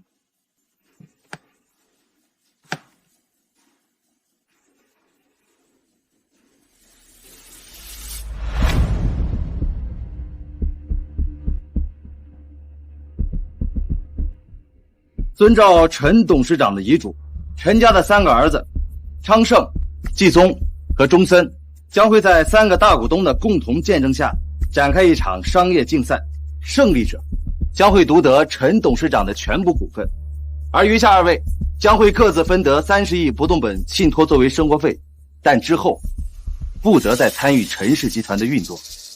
爸可真够狠的，这不是逼着咱们3兄弟争个你死我活吗？这么多年没联系了，谈什么兄弟情啊？妈，我们接下来就由3位大股东详细说明这次竞赛的具体内容。各位，众所周知，我们陈氏主营电商，但这几年业务增长见顶，为找到新的增长点，经董事会研究一致决定发展外卖业务。所以这次竞赛的内容很简单，3家分别经营一家独立的外卖平台，3个月后哪家的用户规模最大就是赢家，获得董事长全部股份，入主陈氏。这次竞赛就从今晚0点正式开始。何律师，4位股东，既然今天大家都来了，那就喝杯喜酒吧。二小姐，我们还有公务在身，和3少爷道声喜就要离开了。3少爷，新婚快乐！恭喜恭喜！都这样了，就别装了，开战吧。我呢，想走一步。子轩、中森，谢谢你们的邀请。中森，阿姨祝你新婚快乐，百年好合。呢？哦，这是阿姨给你红包，饭我就不吃了，先走了啊。谁要你这个女人的红包？哎，人有错，但钱无罪。这个红包是他给我们的，你不要，我要。小九，说好。你要是想要，整个陈氏集团都可以给你，你非得拿……行行行，给你。诸位，今天我们陈家的家事让各位见笑了，实在是不好意思。不过婚宴继续，大家吃好喝好，不要见外。不过我们这个主人家就得先走一步了，还说招待不周。理解，大小陈总，时间紧迫，你们去办正事吧，加油。走吧，事不宜迟，赶紧回家商量对策。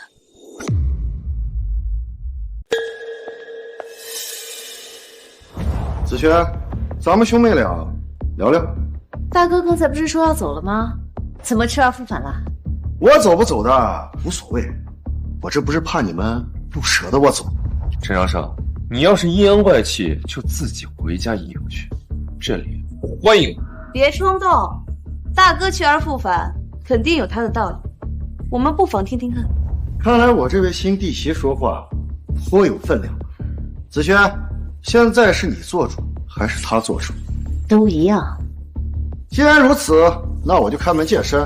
现在这场商战是三足鼎立，你们和那个女人是死对头，而我比较中立。你们不觉得以我联手一起打败那个女人才是最优解吗？大哥这个提议确实好，不过大哥为什么选择我们不选他呢？毕竟他的本事可比我们姐弟大多。我说出来你们可别怪我，还不是因为你们自己错啊。陈继宗那个小屁孩根本就不管事，一切都是那个女人在背后把控。他能拿捏陈氏这么多年，确实厉害。说实话，跟他单挑我没信心，所以我选择跟你们联手，一起打败那个女人之后再跟你们单挑，胜算很大。大哥想怎么合作？互通有无，必要的时候联手打呀。合作愉快。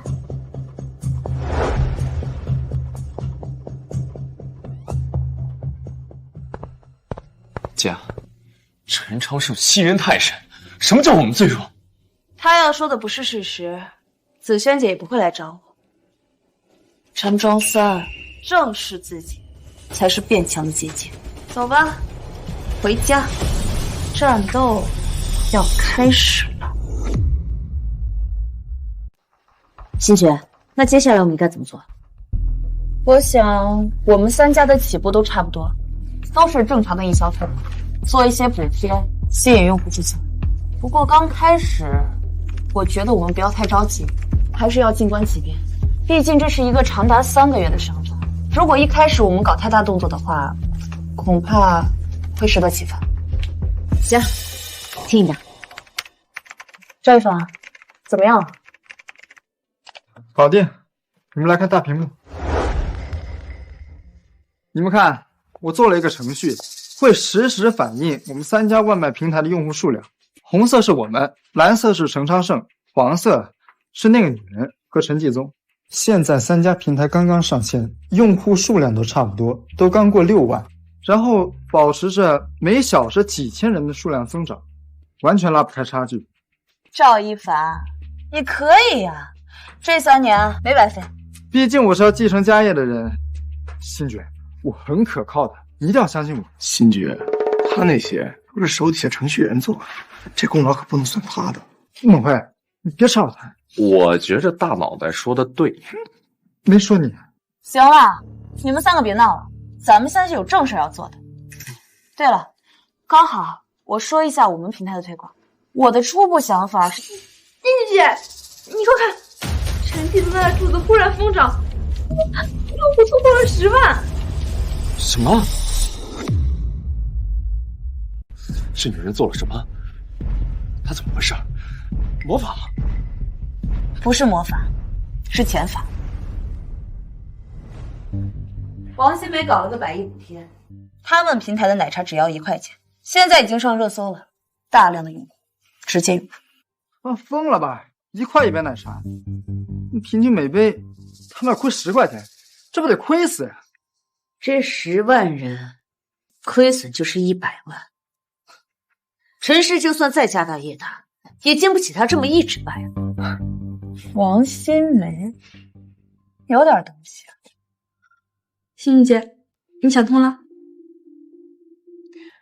这王新梅是精确的解读了这场商战的规则，他不会一直亏损下去，因为你们别忘了，这场商战我们最后要看的是3个月后的客户规模，所以3个月后只要他们赢了，那他们掌管了陈氏，这点小小的亏损对于他来说根本不算什么。看来他为了赢是真不择手段。那接下来我们该怎么办？需要继续跟进吗？紫萱姐，你别忘了，咱们还有个盟友，给陈昌盛打个电话，问问他怎么说。说曹操，曹操到。大哥，你打过来是为了王新梅的行动吧？这个话那个女人疯了，为了赢这么少钱，我可受不了。这秦家家产都被他败光了，哪怕小到了又能怎么样？紫萱你听好，我们可千万不能跟他一起放。等他把钱烧的差不多了，我们再一起上工，知道？好，那就听大哥的。幸好跟陈昌盛联盟了，不然我们就陷入被动。2个对1个，优势在我。事情恐怕没那么简单。哎，兰子，陈昌盛家的柱子也开始疯长了啊！他们也启动了100亿补贴计划，1块钱一杯。昌盛这个骗子，不是他自己打电话过来说不搞的吗？不愧是我们的好大哥呀，还是一如既往的当面人背后鬼。真是服了你们陈家人。新爵，现在什么想法？不就是烧钱吗？我们也烧。不行。为什么？紫萱姐，我们这3家资金的对比大概有多少？我们最少，大哥的话至少是我们的2倍，而王新梅掌控集团多年，资金最为丰厚，往少了估算，至少是我们的3倍。所以我们不能少。这个就是王新梅的一场阴谋。如果我们被他牵着鼻子走，参与了100亿补贴，那我们就会资金断裂，提前离场。可是我们也不能坐以待毙吧？他们的平台已经突破了20万的用户，而我们只有3万。紫萱姐，你觉得他会继续烧3个月吗？不会，恐怕他们不超过2个月，自己就会停手。这就是一个心理战。陈昌盛沉不住气，等他反应过来，资金都烧了一大半。我们也不能干看着吧？你自己说的，比赛的限期为期3个月，如果王新梅他们撑住了这3个月怎么办？确实，王新梅掌管陈氏多年，人脉很广。如果他是为了赢找别人借贷，恐怕真能撑过去。新玉姐，你肯定已经想好对策了吧？对策没有不过王新梅给咱们使阴招，那咱们就将计就计。听好了，这次100亿补贴，我们不但不参与，还要给他加把火，给他做一个更大的影响，让他的100亿补贴做大做强。什么？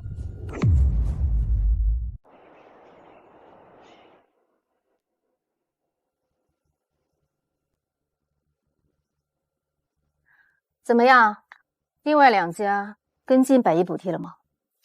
王总，陈昌盛第一时间就跟进了，他现在投入的资金规模甚至超过了我们。陈昌盛就是个鲁莽，紫萱呢？陈子轩、陈中森他们没有任何动静，还是如常做推广。妈，估计是哥哥姐姐知道自己烧不起这个钱，论资金，他们是3家最少的，当然要精打细算了。他们知道烧不这钱，就已经赢过陈昌盛。不过论烧钱的话，他们2家加起来都比不过我们。只是可惜了，这姐弟俩这么冷静。看来这场商战不会很快结束了。王总，还有个异常现象要向您汇报。我们发现有大量的人通过我们的外卖平台下单奶茶，我们追踪了一下，其中一批人的收货地址都是陈子轩的养老院、公司和工厂。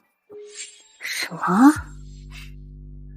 妈，哥哥姐姐都带着公司的员工和老人去薅羊毛了，那他们要喜欢的话，我们请他们喝就好了呀。他们下单了多少？在过去10分钟里，他们留下了足足10万单，我们为此亏损了100万。什么？10万单？也就是说，在过去的10分钟里，我们用10万块换了王新梅100万。那就算他的资金是我们的10倍，那也能好啊。更何况，区区的3、4倍。你们现在发动所有人，不停的下单，立刻马上越多越好。好。秘书，让公司所有人买奶茶。对，我买单。现在立刻马上，家里能动弹的所有人，去王新梅的平台买奶茶。别废话了，抓紧时间买奶茶。经理姐吩咐的，还能坑你不成？是这儿吗？哎，对，就这，哎，就这个地方，你们点一下，1块钱就能够买一杯奶茶。哎嘿嘿，你们自己不喝没有关系啊，可以给儿子、儿媳、女儿、女婿还有孙子喝。他们年轻人啊，就喜欢喝这个。就是真便宜啊！哎呀，真好。哎，好了，太便宜了。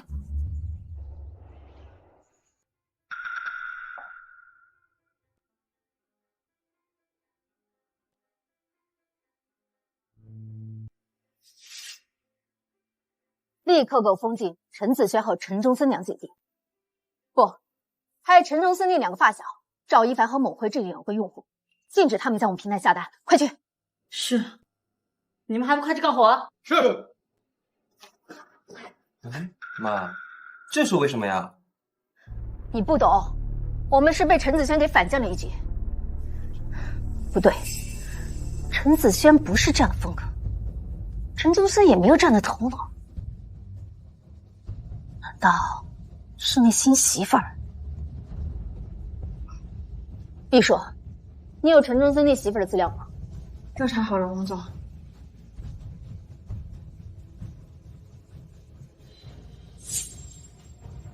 夏新菊，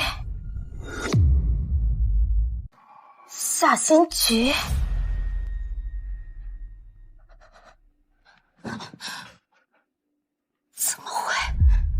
怎么会是他？妈，你这是怎么了呀？你别吓我呀！王总，您这是……你们别说话，都出去，让我冷静冷静。王总，都出去！马少爷，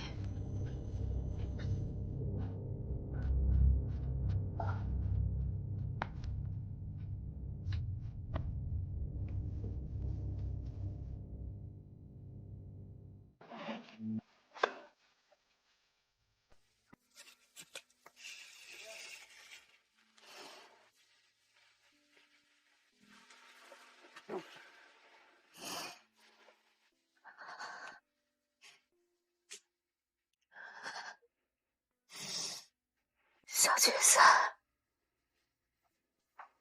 怎么会是你啊？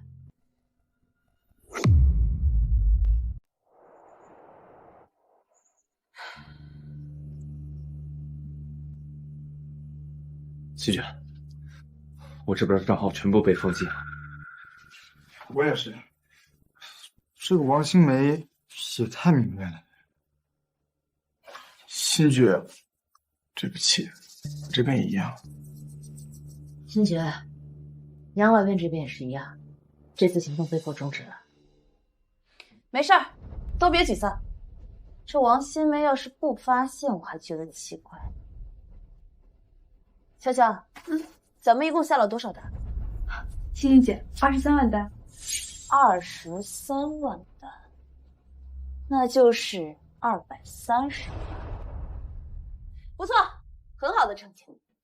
但是我们现在的用户数量只有20万，其他2家都已经超过100万了。现在行动被迫终止，接下来该怎么办？接下来我们不干了，就按原来的计划继续执行。剩下的该吃吃，该喝喝，该睡睡。啊？我们就这样干看着，什么都不做？对，我们要等一阵风。风？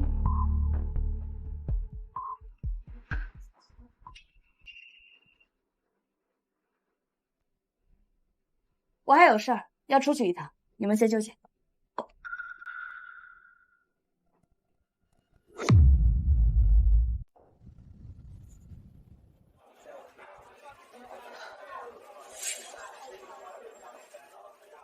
说吧，找我来什么事儿？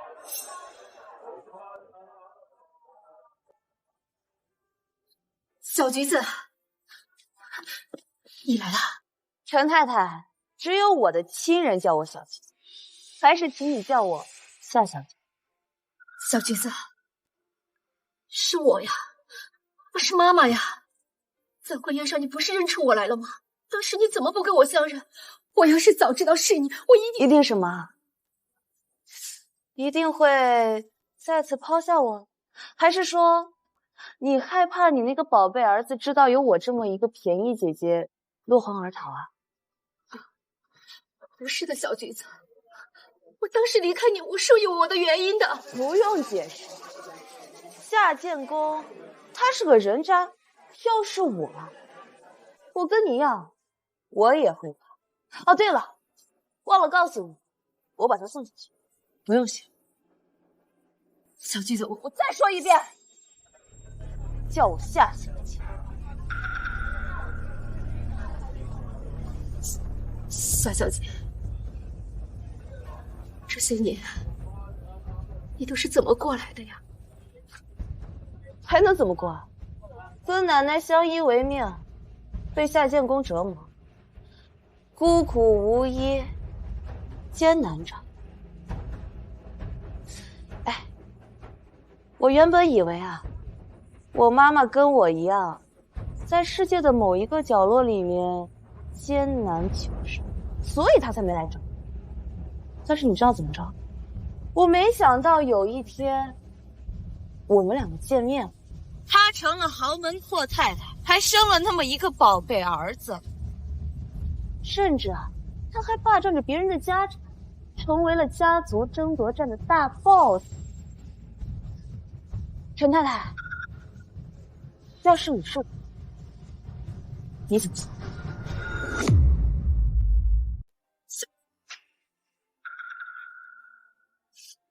夏小姐，我想你的妈妈是有她的苦衷的。你妈妈要在豪门立足，很难很难。好不容易母凭子贵，站稳了脚跟。可你妈妈的前夫，他就是个人渣，他没有收入，居无定所，而且为了躲避债主，到处东躲西藏。要找到他真的很难。夏小姐，你能理解我吗？理解啊，我当然理解你了。我从小到大一年大概能换3、4个住所，没有朋友，孤零零的长大。哎，你儿子他应该从小是被簇拥着长大的吧？这种感觉真让人羡慕。陈太太，该说的我也说了，咱们俩是竞争对手，本不该见面，那就商场上见识着。夏小姐，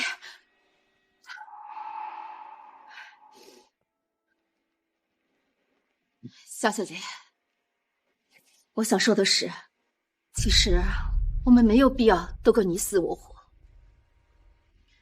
季宗是我儿子，你也是。说到底，我们是一家人。谁输谁赢，结果不都一样吗？所以，你是打算让陈继宗认输啊？不是的，我只是想让你说服陈自轩和陈仲森姐弟，让他们弃权。到时候我会让他们进入陈氏的董事会，我也会分给他们一些股份。陈太太，看来你不了解我。陈子轩、陈忠森，他们两个人不是下贱狗，他们两个没有辜负我，所以我不用逃。咱们两个其实是一类人，懂人心，有城府，所以啊，别跟我打亲情牌。我在商场上六亲不认，更何况一个抛弃我。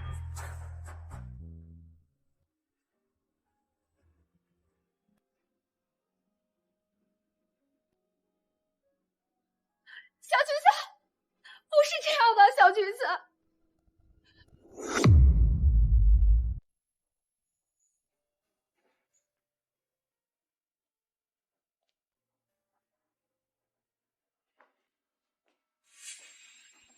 星爵，星爵，你去哪儿？电话也打不通。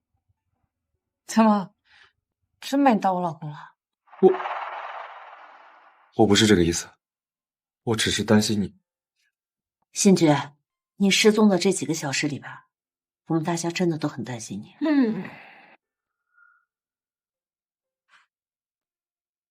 哎呀，我又没事儿，担心我干嘛呀？就按我说的，该吃吃，该喝喝，该睡睡，别傻站着。我困了，先回去睡了。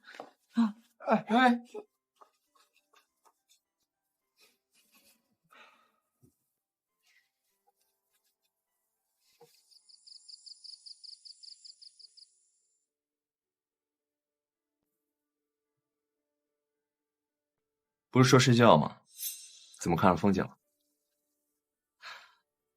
越来越没规矩了，随便进我房间。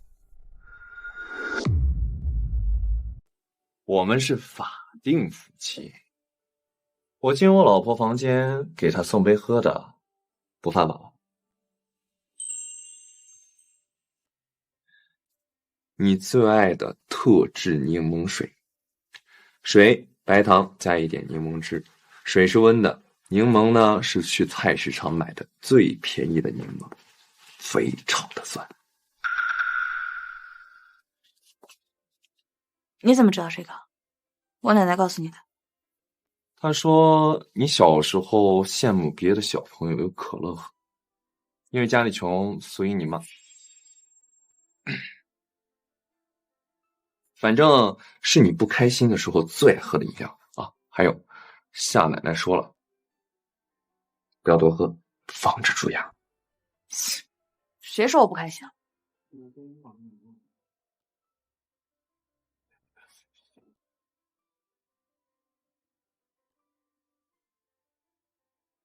千一菊，那天我看到了你看王新梅时的眼神，是既惊讶又伤心的眼神。你认识他对吗？你调查我。你认识他又不想说，说明你不想听。既然如此，我为什么还要查呢？那不是揭你伤疤吗？这种事儿我干不出。陈忠森也没发烧，怎么这么有人情味？是，我以前不是人，我是混蛋，所以请不要为我这种混蛋害得你不开心。谢希菊，你是自由的，在这个世界上不应该有任何的负面情绪可以困住你。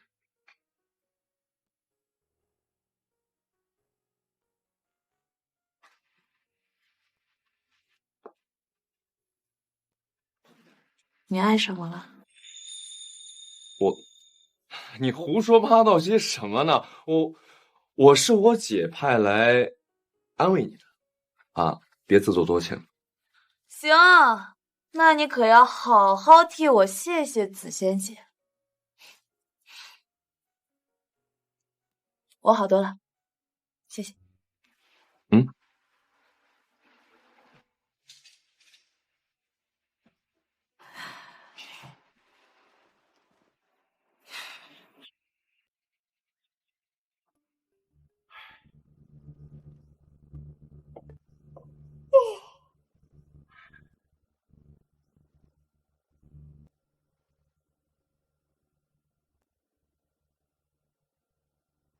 怎么了？大清早的脸色这么难看。新菊姐，半个月过去了，我们和其他两家的差距越来越大，大家都很担心。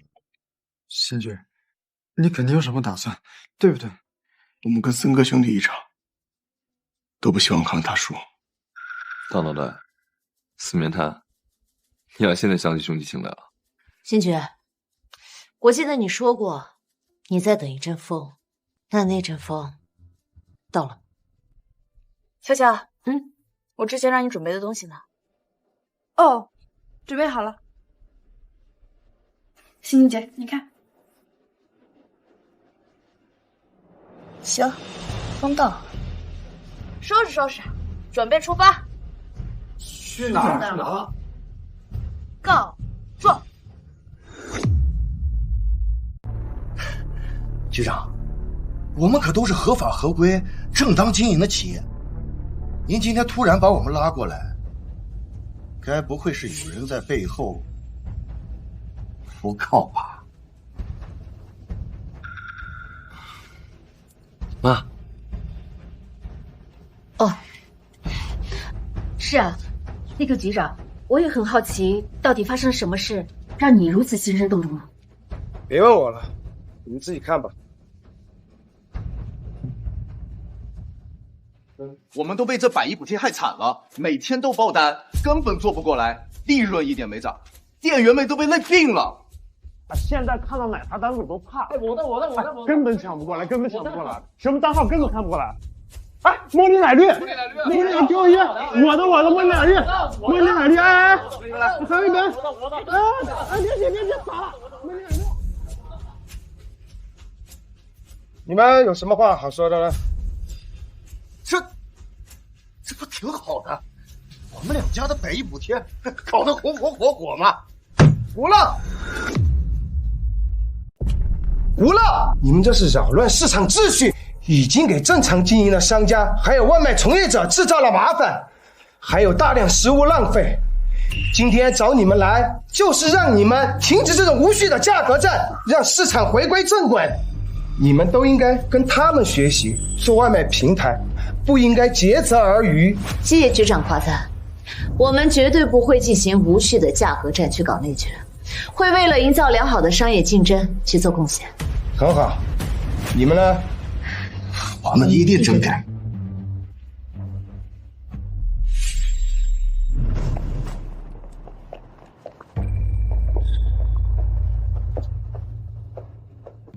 你们收不起钱就告状，可真不要脸啊！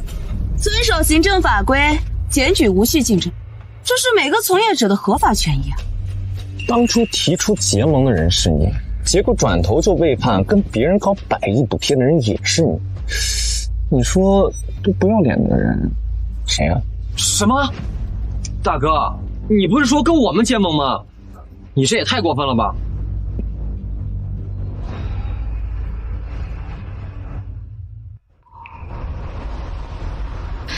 你们的商业手段很出色，远超我的预期。以前是我小看你们了。王姨，事到如今才说这样的话，是不是有点晚了？可能是吧。现在我说什么都晚了。行了，还有2个月时间，商场上见真章，别说废话。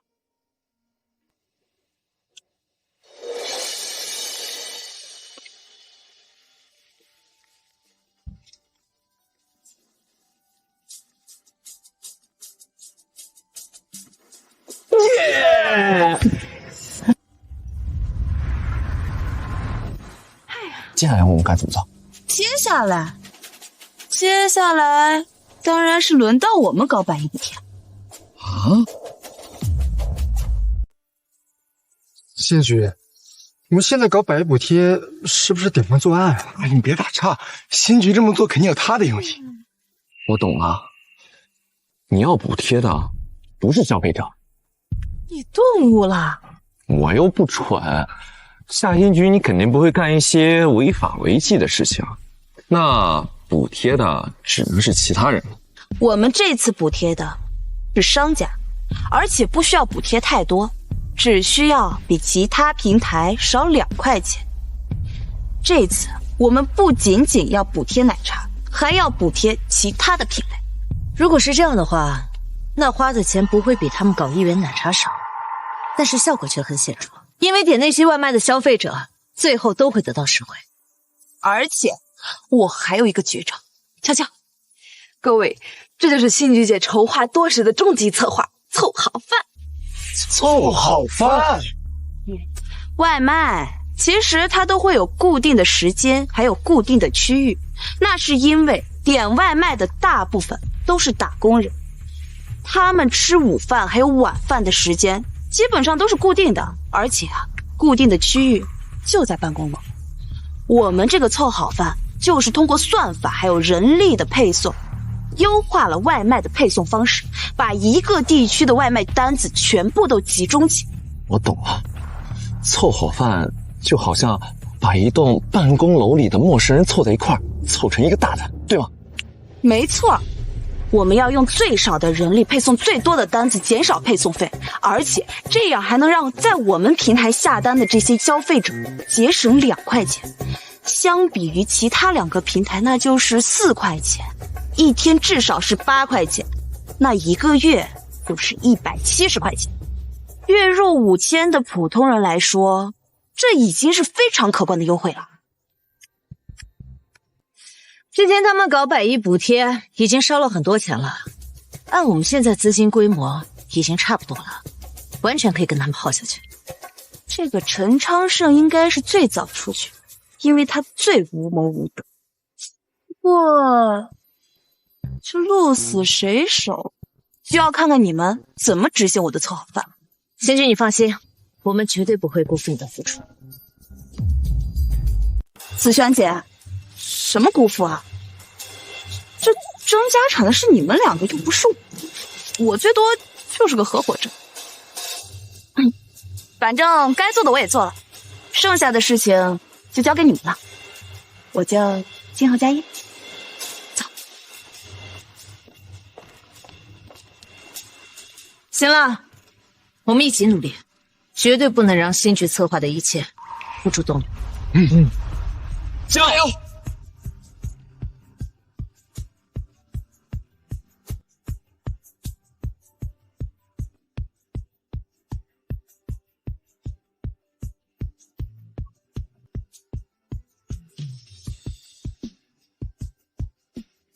我一定要让你们付出最大的代价！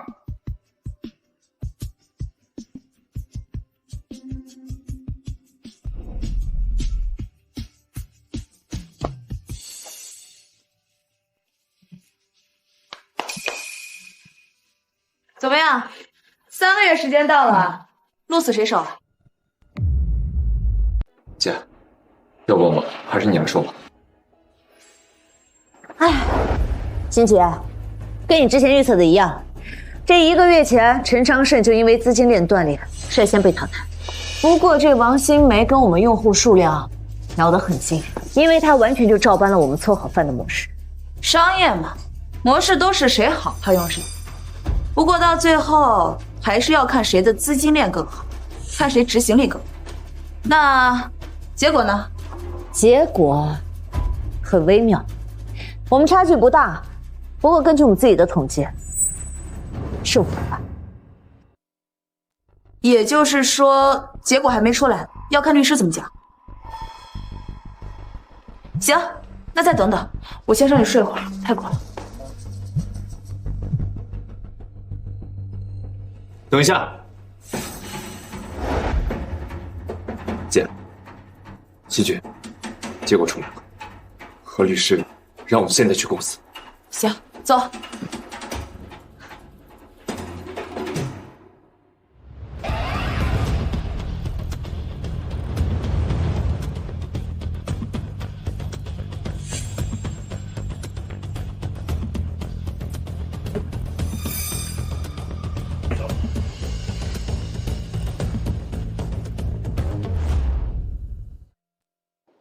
都到了，那就开始吧。陈章胜呢？大少爷已经知道结果，不来了，还说了一些难听的话，我就不转述了。双姐，破防了！我还给他准备了不少阴阳怪气的话送给他的，可惜。好了，出乎我们的意料，最终你们双方的用户数量很接近。我们找了全国最顶尖的审计团队，经过连夜的反复核查，最终得到一个最有公信力的结果。现在，我就要宣布这场基于陈董事长遗嘱所展开的商业比赛，最终的获胜者是。最终的获胜者是。等等，我有话要说。太太，你有什么话，不妨在我宣布完结果之后再。那就晚了。何律师，我要说的是，我和季宗决定弃权。什么？什么？太太，您可要考虑清楚了。陈氏集团价值超1000亿，陈董事长独占90%的股权，价值约900多亿。您要是现在弃权，那么陈继宗少爷只能得到30亿的信托。我考虑得很清楚，这段时间我和季宗都在讨论这个事情。季宗他并不了解商业运作，即使我们赢了，由季宗继承家产，最终陈氏还是得由我来打理。这不是我先生陈董事的初衷。季宗他更喜欢自己从事的动画产业，所以我母子决定就此放弃，将陈氏的控制权交给子轩和钟森。他们在这次的竞赛中展示出了高超的手段和商业素养。陈氏在他们带领下，我相信会走到更高的地方。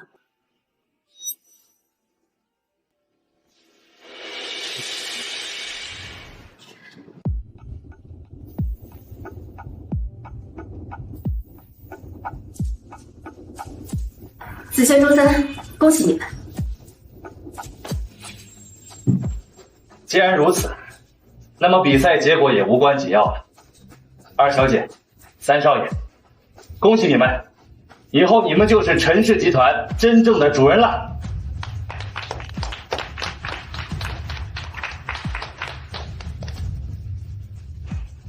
季宗，我们走。姐、哥，希望从此以后我们能够真正的成为一家人啊！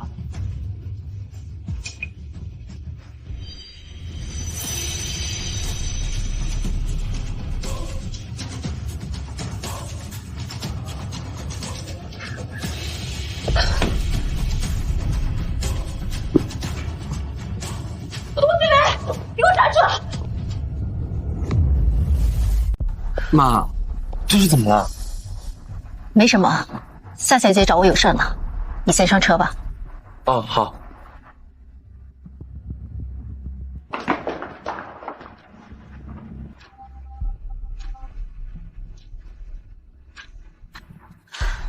夏小姐，你找我有什么事吗？这话该我问你吧。包新梅，弃赛什么意思啊？你是怕我输不起，还是怕你输不起啊？星爵这怎么？对方弃赛，不应该高兴吗？不好说，新局啊，还是心思太缜密了，目前我还猜不透。我第一次见新菊姐这么失控，或许新菊跟那个女人有什么关系？够了！新菊是我们的朋友，朋友不应该打听朋友的隐私，所以我们走吧。等新菊处理完自己的事情，到时候会来找我们。走吧，走吧，走吧，可是，走吧。现在大局已定，谁输谁赢已经不重要了。这对我很重要。何锦梅，现在就算是我赢了，我也觉得不光彩。我告诉你，就算没有你，我也可以活得无比强大。我不需要你，我不需要一个抛弃过我的人来同情我。小橘子，我知道你很强大。如果当初我跟你一样强大的话，我就一定不会丢下你一个人自己走掉。我会带着你，哪怕遇到再多的问题，有我母女一起，都会一起面对困难。我也不会像现在每天在愧疚中生活。你少说这些鬼话。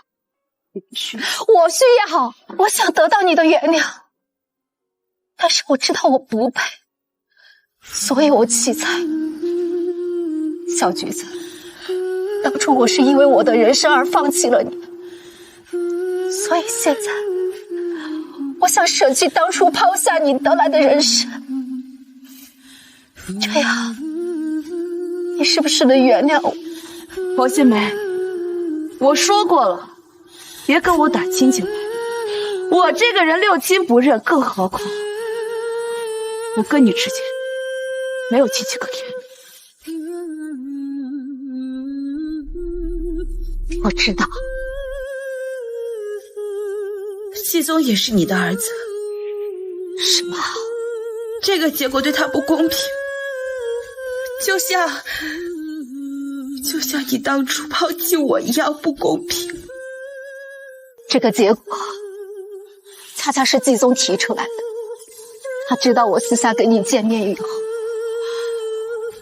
就知道你是我的女儿，是他的姐姐。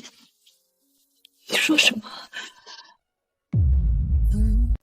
我和季宗在陈家的日子没有你那么苦，但也没有你想象那么风光。我和季宗的爸爸不是子轩和钟森想象的那样，我们的开始是因为他们的妈妈困在豪门中做金丝雀的生活而感到了厌倦，而季宗的爸爸只是觉得我跟他有几分的相似，便在酒后与我发生了关系。后来我怀孕了，却被强行的扣押在了陈家。什么？那时候我被关在陈家的一个别院里，不得外出。我本想着季宗出生之后，让季宗爸爸同意我去找你，可是我每次提起这件事情，他都会大发雷霆。他不要我想着过去。我知道我不能再那么下去了。为了季宗，为了掌握主动权，为了能找回你，我必须在陈家站稳脚跟。从此之后，我用尽手段去约季宗爸爸，直到他让我进入陈氏。我在陈家立足后，也是季宗5岁的时候。那个时候我便开始努力的找你，可是夏建功那个王八蛋东躲西藏，我派出的人无功而返。等季宗懂事后，我便悄悄地告诉他，他还有一个姐姐。他知道后，他非常的开心，他也希望一直期待与你见面。就在婚宴后，他发现我的情绪不对，也知道我私下跟你见面以后，他一下猜出了你的身份。从那开始，季宗也有了弃权的想法。这也许对季宗来说，也是对你的弥补吧。不关心事。小橘子，他是无辜的。如果有一天你愿意叫他一声弟弟的话，他会非常的开心。什么叫有一天？你有打算抛下我吗？你说什么？别有一天了，就今天，我会带奶奶来的。当我牵着花守在前面，奶奶说不定会揍你。反正过去10几年，奶奶没少办。小姐姐，你打我也好，骂我也好，我都愿意，我愿意。妈，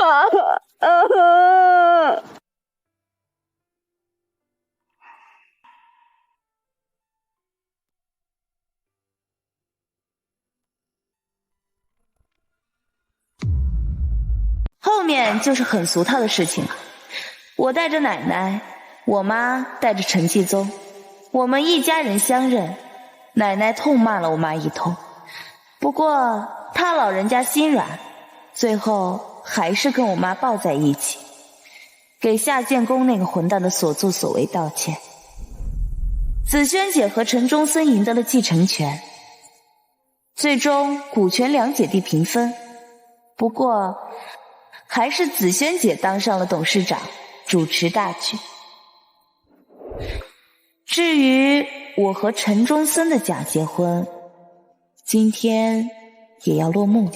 怎么了？我们一定要离婚吗？家产都帮你争完了，不离婚还凑着过。陈忠森，你该不会是爱上我了吧？行了，咱们速战速决，这离婚冷静期还有30天，我可不想当。是。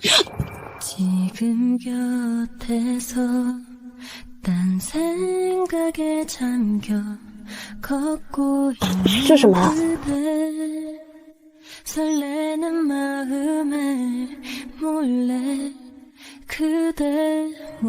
我是爱上了你，所以我不想离婚。你胡说八道什么呀？你在这个时候开这种玩笑可没意思啊！你别忘了，当年你开这种玩笑，我怎么找你的？我没开玩笑，新菊，我是认真的。其实从大学的时候我就喜欢你，不敢承认，是因为怕其他人笑我，所以我才搞了一个莫名其妙的赌局。夏新菊，当时是我太幼稚了，但现在的我，现在的你也一样幼稚，剩下的就别说了。不，我要说，夏新菊，给我一次机会好不好？只要你愿意，我可以把陈氏所有的股份都给你。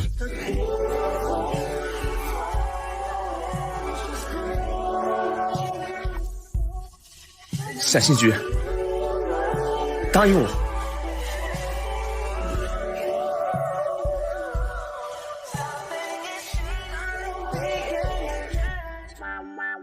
你疯了？陈忠森，我们把你当兄弟，你就这么整我？你们怎么来了？幸亏来了。你今天说了，你老老实实的和新菊离婚，你就这样离婚的？新菊，你千万不要答应这种2面3刀的男人。枉费我那么相信，多亏我亲自来现场看了一眼，不然我一辈子的幸福就被你骗了。新菊，别选他，选我。新菊，他们2个都不是你的良配啊！你们3个，你们3个半辈子的兄弟情，为了一个女人就毁了，不值当。新菊，为了你，这辈子兄弟，我们拼错了。不知道呢。姐，悄悄，你来得正，赶紧帮我拦住他们3个，他们3个都疯了。新菊姐，我来是想告诉你，不管你选择嫁给谁，我这辈子都想跟着你，当你的助理，当你的小迷妹。悄悄，新菊，给我一次机会吧。新菊，选我。新菊，我才是你的命中注定。新菊姐，不要离开我。有你什么事儿？你跟你没有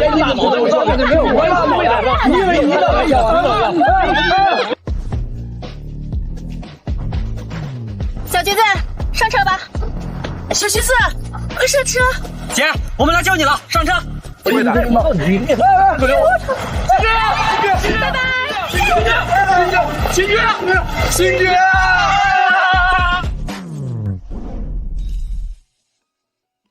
小橘子，接下来想去哪儿？我们一家人都会陪着你。对啊，姐。小橘子，快说呀！我的征途是星辰大海。